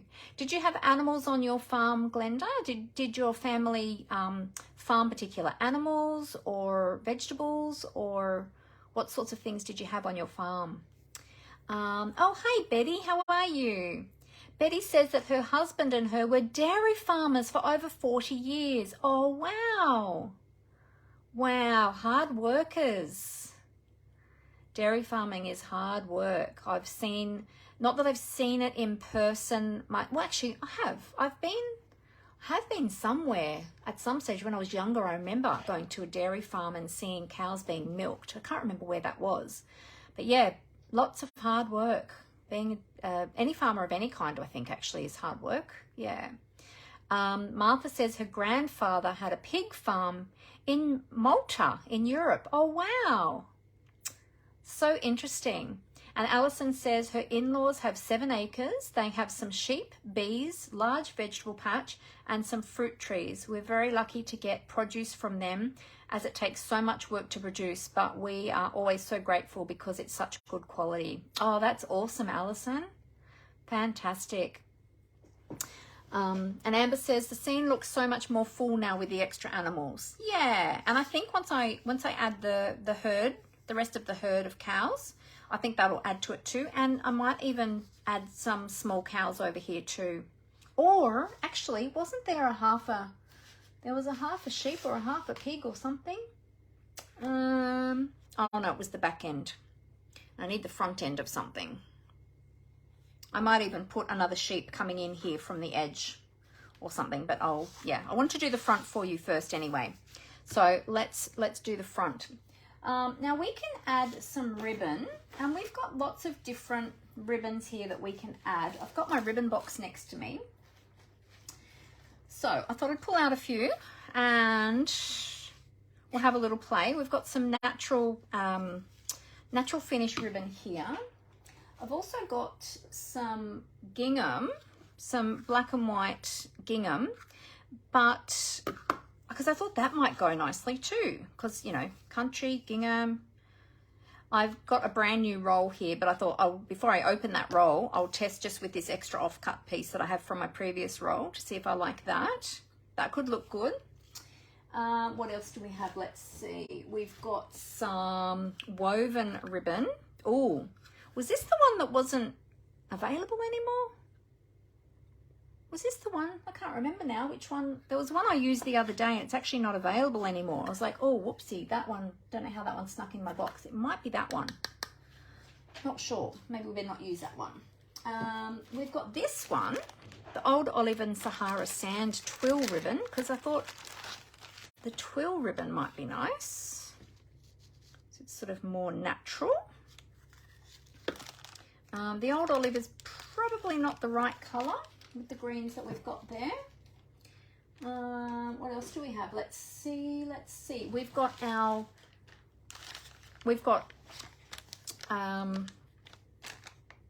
yes, our linen trim, of course, which I love linen trim. That goes with anything really, especially anything nature related.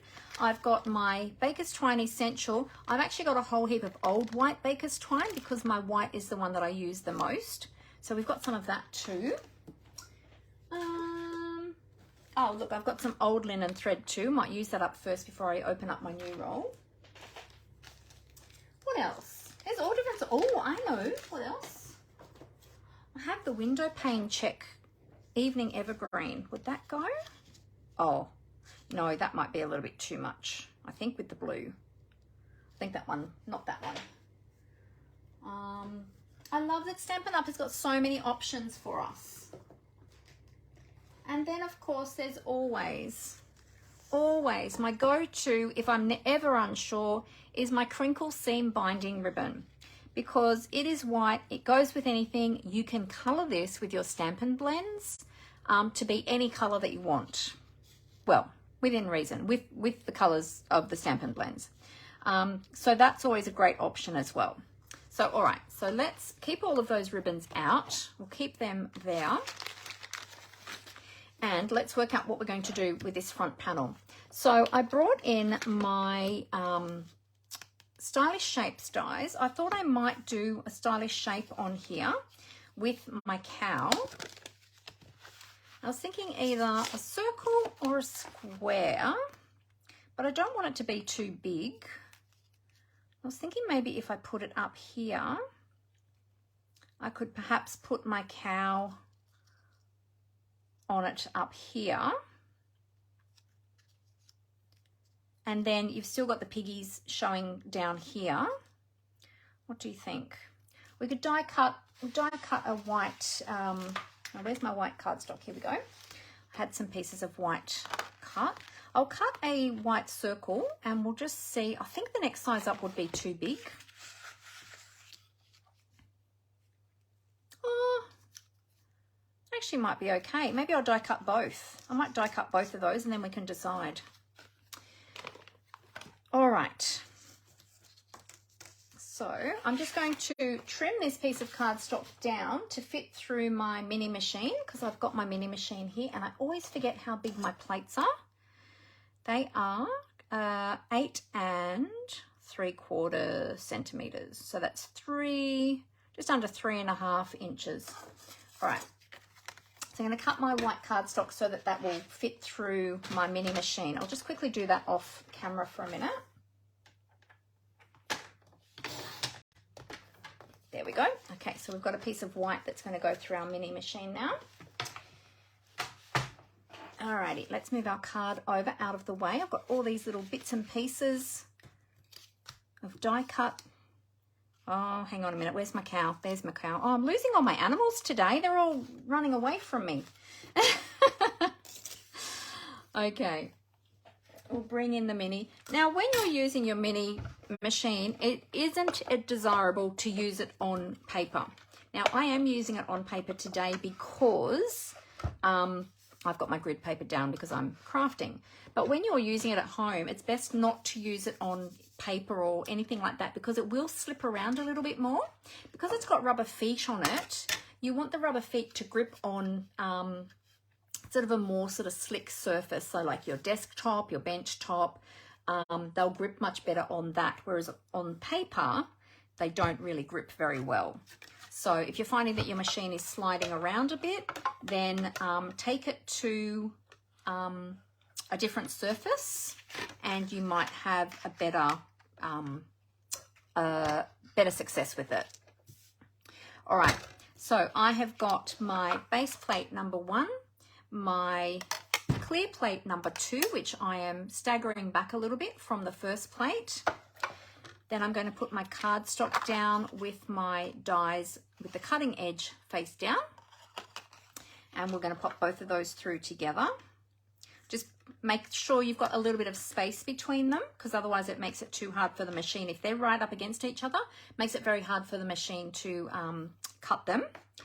And then our third plate, we're going to line that up with our base plate. So we're making like an E. Okay, and then we'll take that through. And remember that you can choose one of these mini Stampin' Cut and Emboss machines at the moment in your starter kit when you join Stampin' Up. And also too, I don't think I mentioned it before, but I usually do mention it. And I think I just forgot today because I'm trying to think of so many things today. That if you do join Stampin' Up or you join my team, there is no pressure to sell product. Okay, so if you want to just join to get the discount, because you will get a 20% discount on all of your Stampin' Up products when you join, that's fine. You can just purchase the products for yourself. You don't need to sell product or be worried about, you know, being pressured to do that or anything like that. Yeah, you can certainly share catalogs with your friends if you want to, but if you don't want to do that and you just want to purchase the products for yourself, that's totally fine too. Alrighty, so, okay, so I'm thinking if I put a circle up here, ooh, I have an idea. Okay, so if I put a cow, well, you know what? If I put it up there, he's kind of in the sky, isn't he? What if I put this down here to hide those piggies when the card is closed? And I stamp some grass onto here to make that kind of flow with this. I do have a tree there too. I could put a tree behind the cow. I could put a tree over there. And then could I fit a sentiment? I wonder if I can find, I could put that there maybe with a little sentiment, a small sentiment on it. Something like that. I can die cut some extra grass. Amber pulled out some dies for me that have grass in them. So I do have, what have I got? I've got the palm dies, which has this grass, which I could add that extra grass on my scene as well, actually. That's a good one. I like that one. And then I've got the Playing in the Rain dies, and these have little individual pieces of grass. I could put them on there too. Let me think. I think I like these ones. I think I like these ones. I might die cut some of these ones from the palm dies. Now, of course, if you had stamp sets that had grass on them, you could stamp some grass onto your white circle. That would be fine too. But yeah, I think what I'll do is I'll cover up those little piggies with this layer, and then when they open the card, they'll see the piggies and all the other animals. How about that? Maybe I need to put some, I might do some sponging on there or some blending. So I think this one's going to be too small. Yeah, I think that one was too small. I think I like the larger one better. Okay. All right. Let's die cut some grass. Now, let's see what color grass. There is some garden green. We might do some garden green grass. So grab some garden green scraps. This is a great time to use your scraps.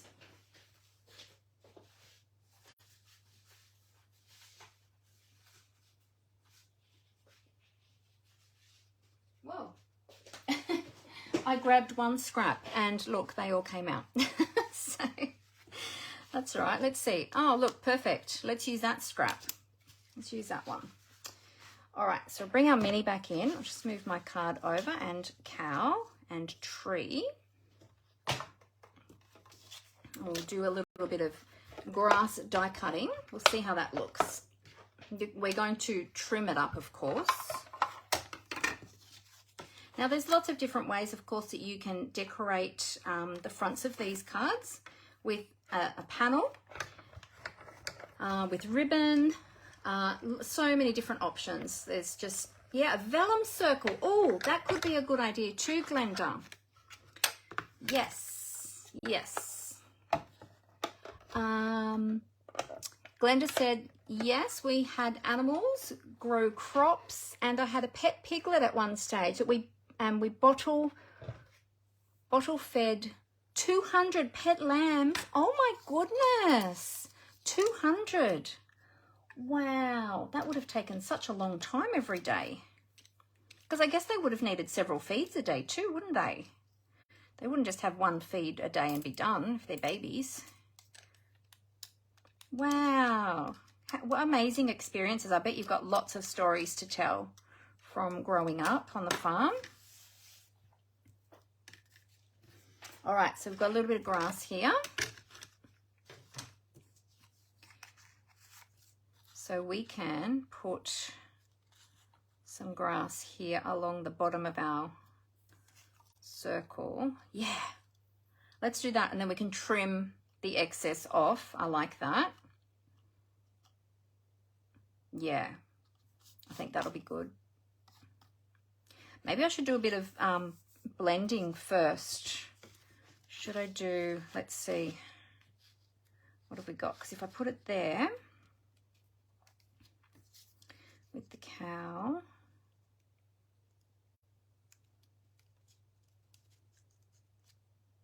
on the front. I like the idea of Glenda's with the vellum circle too, but then I don't know, because I might be putting the cow over the top of the pigs then though. Let me grab some vellum, I'll have a look.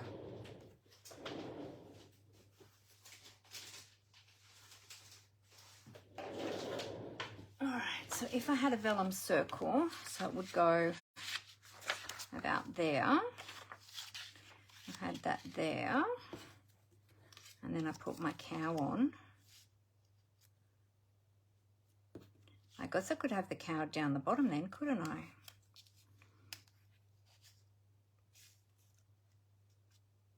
I guess I kind of wanted to take away from the blue a little bit though.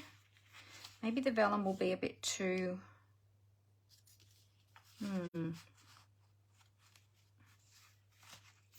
Let me try and do a little bit of colour on here and see.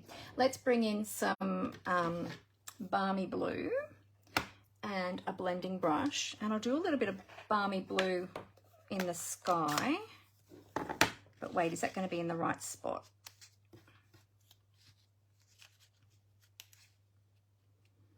Maybe it needs to be green. Maybe it needs to be like hills.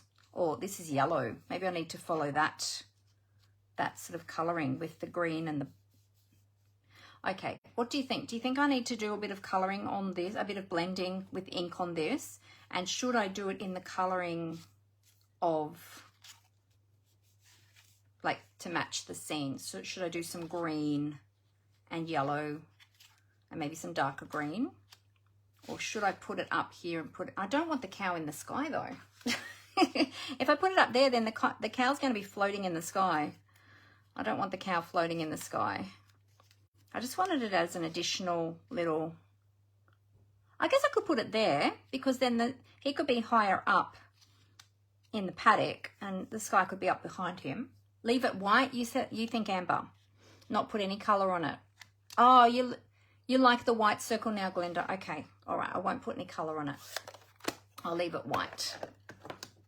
All right, thank you for your advice, ladies. Okay, should I add the grass though? Do you think I should add the grass on there? And then put the cow and add the tree and then add a small sentiment? What do you think? If I do like a little cluster like that on the circle, lower down here where I had it before. You like it down here? So we're thinking grass on there, cow, tree, and a little sentiment. Yes, grass. Yeah, Glenda likes the grass on there. Okay. Yes, cows don't fly. Yes. Yeah, we don't want the cow in the sky because cows don't fly. If it was a pig, on the other hand, that would be another story. All right, let's do this. I'm going to bring in my silicone craft sheet to do this so that I don't get glue everywhere on my paper, because we are going to probably over glue a little bit. Let's put some grass there like that. Yes, that way. Awesome. Okay, thanks, Glenda. I love it when you all help me. All right, so let's put that like that. Oh, we want to cover up the bottom of the circle, and then we're going to trim that grass. Okay. So turn that over and trim that off. Ooh, don't want to get glue on the front. Okay. So I'm going to use my, oh, not those ones, these ones, my tape scissors, because these are already get a little bit sticky. So I'm just going to trim this off around here.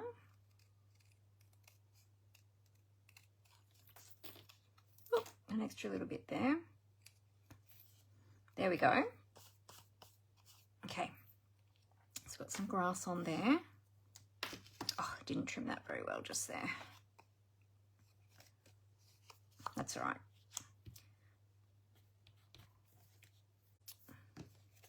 Okay. You know what? I got a little bit, I cut it a little bit short just there. So you know what I'm going to do? I'm going to cheat. That's garden green. Let me see. Garden green.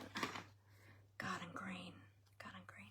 I'm just going to take this and run that along the edge of my white cardstock so that you don't see that white there. Haha, that fixed it. There we go. See, there's always a secret. There's always a little trick. I might run that all the way along because I did just cut it a little bit short in that spot. There we go. Good. Alrighty. Now we'll add our cow. I'm going to mount the cow up on some dimensionals. Let's get some minis. Let's put that there. Oh, I've got a big mess here. I'm going to use those. I don't need those now. They can go. Got a little bit of grass here still. We might still be able to use that a little bit. Let's keep that. We'll keep that over to the side.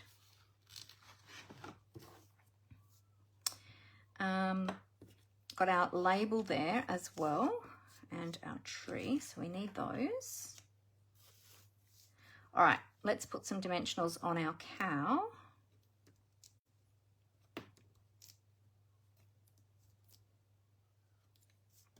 Okay, so I'm just using some minis.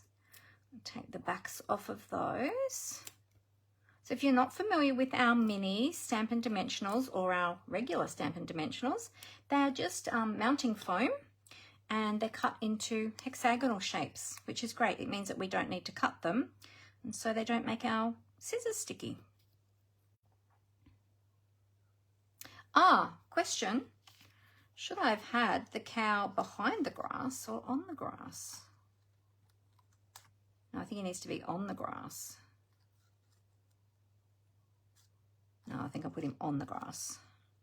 Never mind. Don't worry about that question. There we go. All right, so we've got our cow, and then should we have our tree as well behind him? And then our sentiment there. What do you think? Do you like that? I'll put some dimensionals just behind that tree. There, and let's see, there and there. Yes, like that. Awesome. Okay. In fact, you know what? I want some dimensionals on my tree trunk because I want that to stand up. So I'm going to just cut an edge piece for the tree trunk. Because, you know, we never want to waste our edge pieces of our dimensionals. Now, let's see, is that a little bit thick? I'll just trim that down a bit. There we go.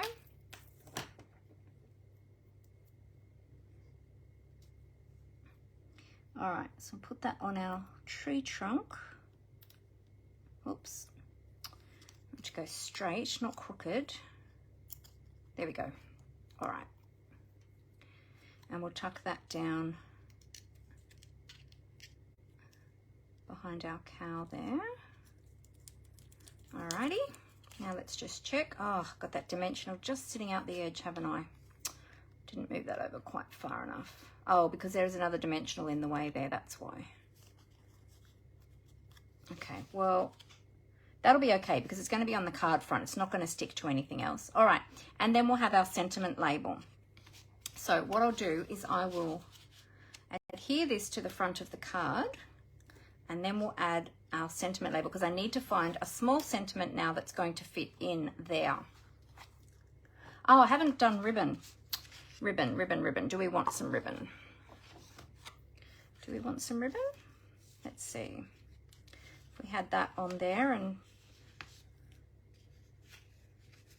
tuck that under there so we don't see those ends, but yes, we would have them obviously tied properly all the way around that layer. If we had our moo cow there. I think that ribbon looks really, oh no, Rose, you don't like that ribbon? No? You don't like that ribbon? No ribbon. Glenda said no ribbon. Okay, no ribbon. Okay, we'll just stick our little cow on the front there then with our sentiment. You know what? We could almost just put our sentiment up there too, couldn't we? Or we could add it there. All right, well, I'll adhere this one anyway. Now, we can either put that up on more dimensionals or we can have it flat. I think I want to have it flat because we've already got a layer of dimensionals and yeah. All right, so we'll add the ribbon will show on the inside. Yeah, I was going to wrap it all the way around. And then put a bow where, tie a bow on it. That's what I was thinking of doing, but that's okay. I can leave the ribbon off. All right, so what I'm going to do is going to turn this over this way so I can see where I'm going to position that and how much of this side to put the glue. So I don't want to add too much glue. I don't want the glue going over onto this side.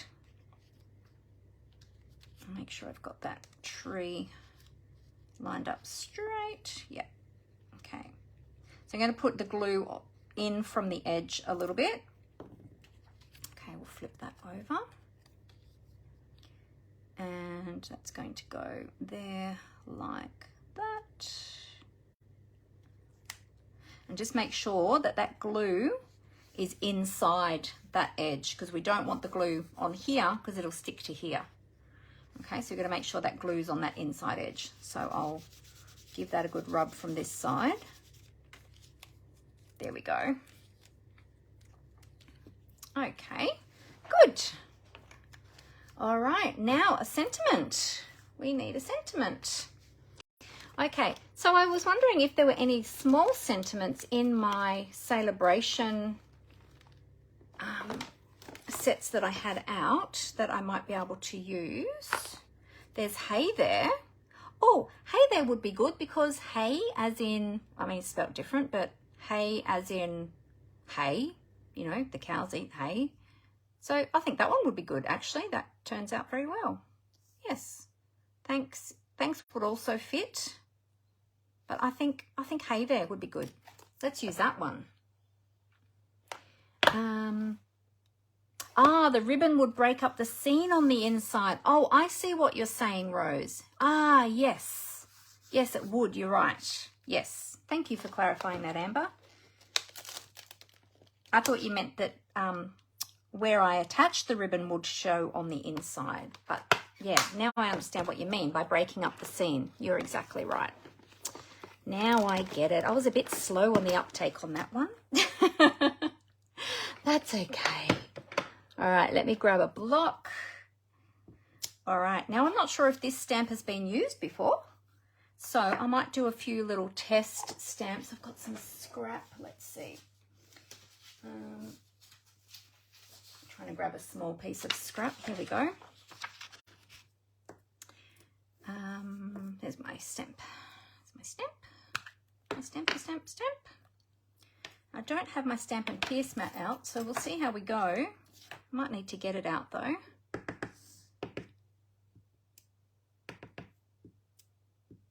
All right, I'm going to give this one a clean because it hasn't been used before. The other idea that I had with this was adding some clouds from either the cloud dies or the cloud punch, although the cloud punch one might be a little bit too big, to the top of this panel. Add some clouds up here, but I don't know. I think maybe just with the cow on this panel here might be enough. Oh, there we go. That's working better now. Okay, so if I put another layer there, what color? What color do you think? Hi, Dimity, how you going? What color do you think that I should stamp the sentiment on? Should that be on white as well? Or should I perhaps use yellow because it's going on the yellow layer here? I could do maybe some So Saffron, which is a little bit lighter than the actually So Saffron might be good. This is the lighter color here. It's a bit lighter than Daffodil Delight because Daffodil Delight's quite bright. I'll just move all these ribbons. So what do you think? Should I try some So Saffron? Let me grab a piece.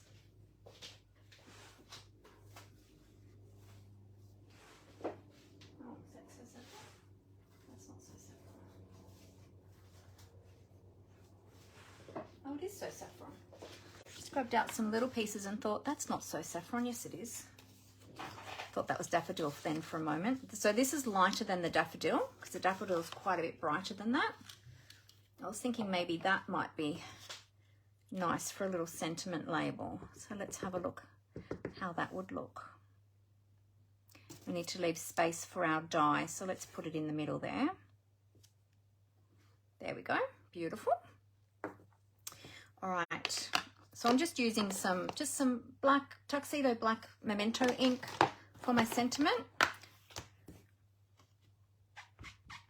Give that a little clean.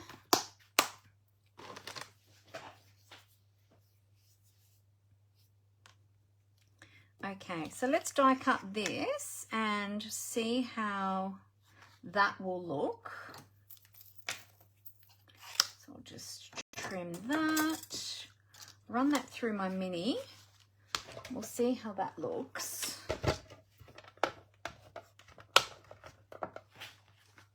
Might be a bit too much. I don't know. We'll see. Let's just have a play and see how it looks. All right, where's my little, my little sticky label? I'll hold that in place there.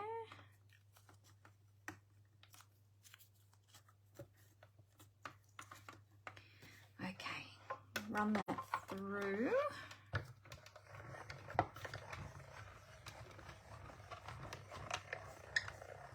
Rose says, I'd like it on white, but put it up on the blue above the circle. Okay, that's another idea. And Amber says, or stamp it on a white die cut cloud to put on the blue. Oh, that's also a good idea. Okay.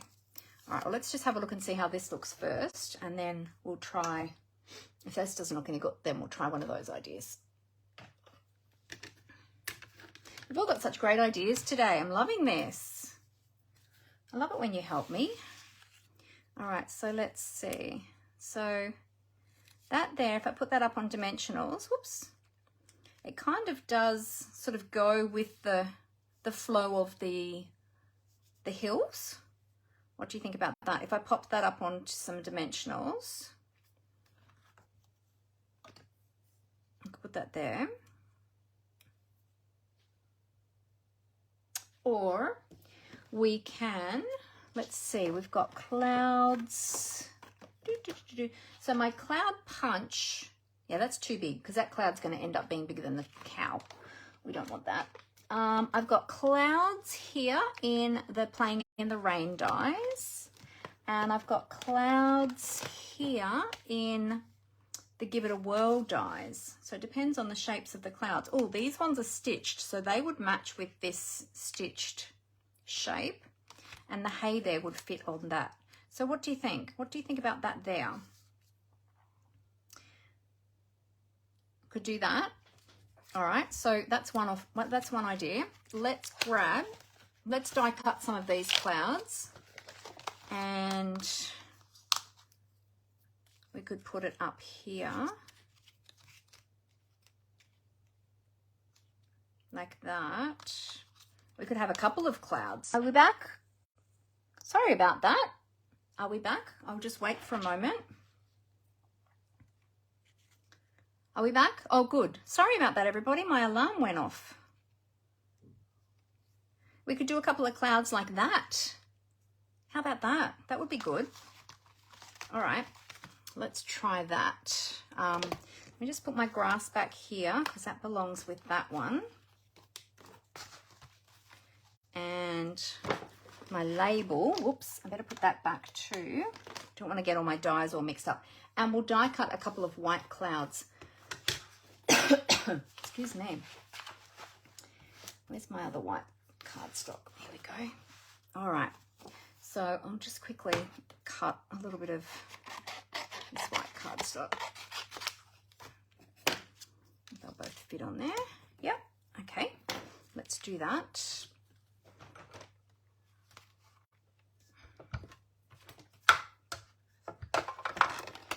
All right. Put our plates back in.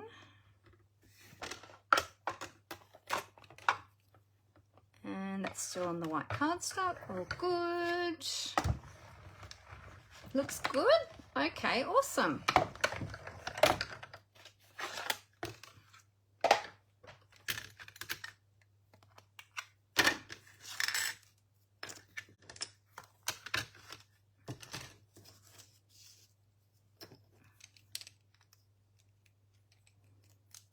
Okay, there's one cloud. I like these clouds. These are cool. Two clouds. Okay, I'll just better put them straight back on my die sheet because I've got so many different dies I'm using today that I don't want to get them lost or mixed up. Okay, so how did I have these now? No, that way. That way. And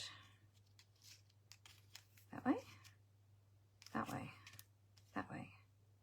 Wait, which way did I have that? Can't remember now. Something like that. And we could have our, I don't know if our hay there will fit. Well, we could, should we still have the hay there down here and still just have the clouds up there? I think the clouds go that way. I think that one goes that way. What do you think? Should I have the clouds up there and still have the hay there down here?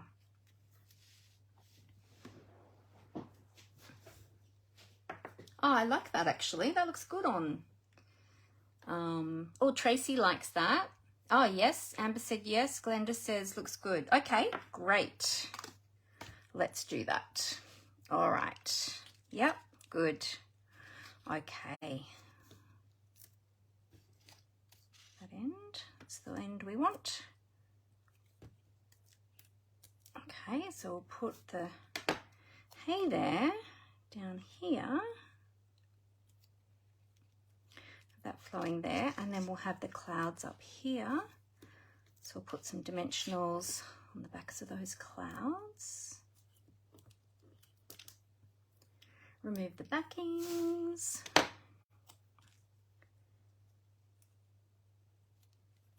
That one up there, and this one I'm going to have going off this layer, so I'll just put, I might put a large dimensional on that one just to give that a good hold there. Let's see, probably get sneak a small one next to it, I think. Oh, I'm getting hot now. I think I'm rushing because I just realized the time. It's getting late. Oh wait, which way did I have that up now? Yeah, it must have been that way. Have that one going off there like that. So make sure that dimensional's on the inside. Yep, there we go. There, how about that? What do you think? Do you like the front of that? So we've still got our little greeting on there. And remember, we've got our journaling panels on this side too. So we can write our message in there. And then when the recipient opens this card, they've got all the animals in there. So as I said, what I'm going to do is I'm going to add some more little cows here to make more of a herd here. Super cute card now. Oh, thanks, Glenda. I might add another little sheep here, or maybe one coming in from the edge perhaps. Yeah, but you can kind of see how you can just build. You can just keep building on that. But I think that turned out really well. And as I said earlier at the beginning, if you didn't want to use these parts in here for the, actually that looks really good when you open it that way too, because you kind of still got like part of the scene there, and then you can have your message. But if you didn't want to put your message panels in there, you could put a message panel on the back here as well. So you can choose which way you want to do it. But oh yeah, I think that looks really good there on the front now. And that kind of flows into that yellow there. Got the green that flows into the green here. And then you open up to the full scene. Yeah. And if you wanted to, you could stamp some other little things in here if you wanted to stamp other little greetings or something in there. Super cute. Would be a really great kids card too, wouldn't it? That would be really fun. So there you go. So I'll leave it there for now. As I said, because it's getting so late now, I just realized the time. I'm going to add a few little extra things, a few extra little animals in here, I think, afterwards. And I've got to find that other little piggy that I lost in front of the barn. So there you go. So hope you enjoyed that. I'll tip the camera up now so that I can say goodbye to you. Oh, you know what I don't have? I don't have any bling on here. Oh my goodness. Wait, let's put some bling. All right, we've got so many blings. Let's just quickly see what we've got. What have I got that I can quickly grab? You know, rhinestones you can never go past, of course. But we've got lots of other, lots of other bling that we could, I mean, I don't know, do you even need bling on this card? I mean, every card, as I say, needs ribbon and bling, but seriously, I think you could really even get away without any bling on this card. So many things. Oh, we've got these ones, the faux sea glass. Little rocks. I was thinking about little rocks on the ground or something. I don't know.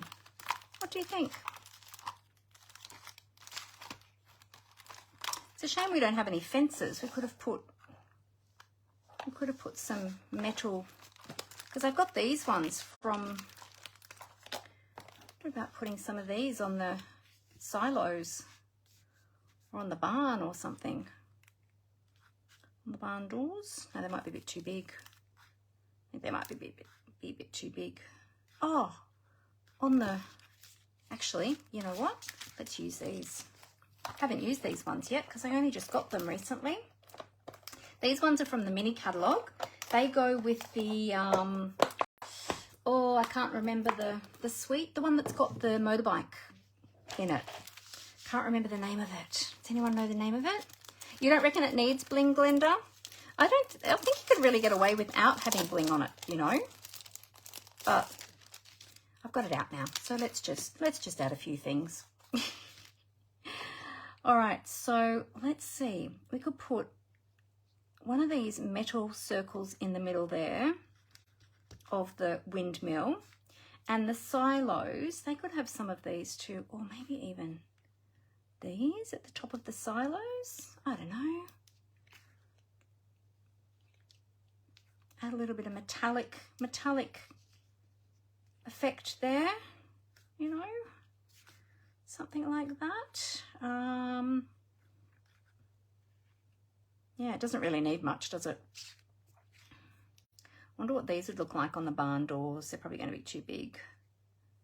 Yeah, they'll be too big. Yeah, no, I won't worry about that. I like that one in the middle of the windmill though. Makes it look like it's got a metal centerpiece in the middle there, and those little ones on the silo.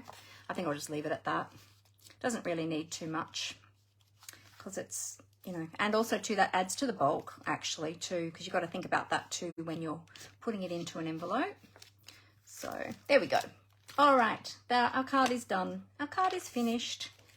No ribbon on this one, but that's okay. We didn't need it. All right, I'm going to quickly tip the camera up so I can say goodbye to you. So bear with me for one moment and I'll just do that.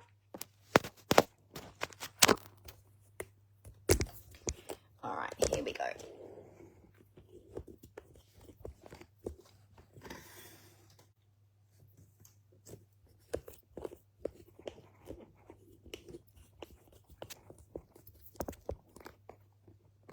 Okay, I'll flip those cameras. There we go. And just adjust the lights. Oh boy, it's so hot in here. Maybe it's just me because I'm rushing. I don't know. I think I need a drink of water though. I was going to make a cup of tea today and have a cup of tea while I'm crafting. I'm kind of glad I didn't now. I ran out of time to make it in the end before I jumped on. It's too hot. Look how shiny I am now. All shiny and glowing. I have a glow. So there you go. So there is our Accordion Fun Fold card. Thank you, Amber, for the name, because I totally forgot what they were called. And that's just a really cute little scene card. So it's a great way of using up your designer series paper. So you can create an accordion fold card like this with any type of designer series paper and embellish it up in all different sorts of ways. As I showed you with my original card, which I don't even know where I've put it now. Oh, there, no, it's not there. I don't know where I've put it now. Probably buried it in everything. But I used florals on the, oh, there it is. I did bury it. I used florals on the original one, and I added my my sentiment panel inside so that you can write in there, and you could add an extra one here too if you wanted to. Yeah, so all different sorts of ways that you can make these accordion fold cards. So they're really cute. But these little animals, they're so cute to play with. So yeah, and it was fun learning about some of your backgrounds as well, your farming background. So that was really cool to hear about that. So thank you so much for sharing some of your stories with me today. That was really, really cool. Oh, I just saw what you said there, Glenda. I was just scrolling back through. You could glue another animal to the back of your circle to make it look part of your scene too. Ah, yes, that's a great idea. I might do that. Yeah, to finish it off. That would look really good. Yeah, good idea. Thank you for that. See, you've all got such great ideas. I love it when you share with me. I'm just scrolling back to see if there were any important comments that I missed. Oh, with the 200 lambs, you used to feed them 3 times a day. They were orphaned at birth, either twins or a triplet. Oh, wow. 3 times a day. Oh my goodness, you mustn't have got much of a break in between, especially when you had to feed so many. Wow, that's amazing. All right, if I miss any of your other comments, I apologize because I think there were a lot flying through while I while I was, yeah, while I had my head down creating. So I apologize. I will go back through and read through them all. Hopefully I didn't miss anything important. Oh, hi, Angela. I just saw that you had jumped on here. Fantastic. All right. Oh, and you love the addition of the clouds, Rose. Yeah, I think they just really finished off that front panel, didn't they? They just really finished off that front scene, and it helps to flow into the background as well, the background scene. So yeah. Glenda said mum had to feed them on her own while we were at school. Oh my goodness, your poor mum. Oh wow, what a hard worker. Hey? Oh, good on her. Oh, thank you all so much for joining me today. It was so lovely to have you.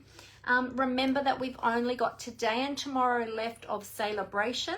So if you haven't had the opportunity yet of claiming any of those freebies, be sure that you place your orders in before the end of tomorrow so that you can claim your free Sale-A-Bration items. Or if there were more, if you already have placed orders but there were more things that you wanted, then make sure that you do that. It is a great time too to stock up on your staple products. So you've got your cardstock, your embellishments, re-inkers. Make sure that you grab those re-inkers, especially the 2021 to 2023 in colors. They're going to sell out really soon because they're going to be going, they're going to be retiring really soon, and so all of those in color products are going to sell out really soon. So be sure to stock up on those, especially your re-inkers for your ink pads. If you have the ink pads and you don't have the re-inkers, make sure you grab them while they're still available. Yeah, so any of those staple products, it's a great time to stock up. So be sure that you do that and take advantage of Sale-A-Bration because it's the only Sale-A-Bration we're going to have this year. So yeah, all right. Well, have a great evening, everybody. I will be live again on Thursday morning at 11 a.m. Australian Eastern Daylight Time. So I hope that I see some of you then. If not, feel free to catch the replay. And otherwise, I'll see you all again next Monday. Have a great week, everyone. And as I always say, happy crafting. Bye.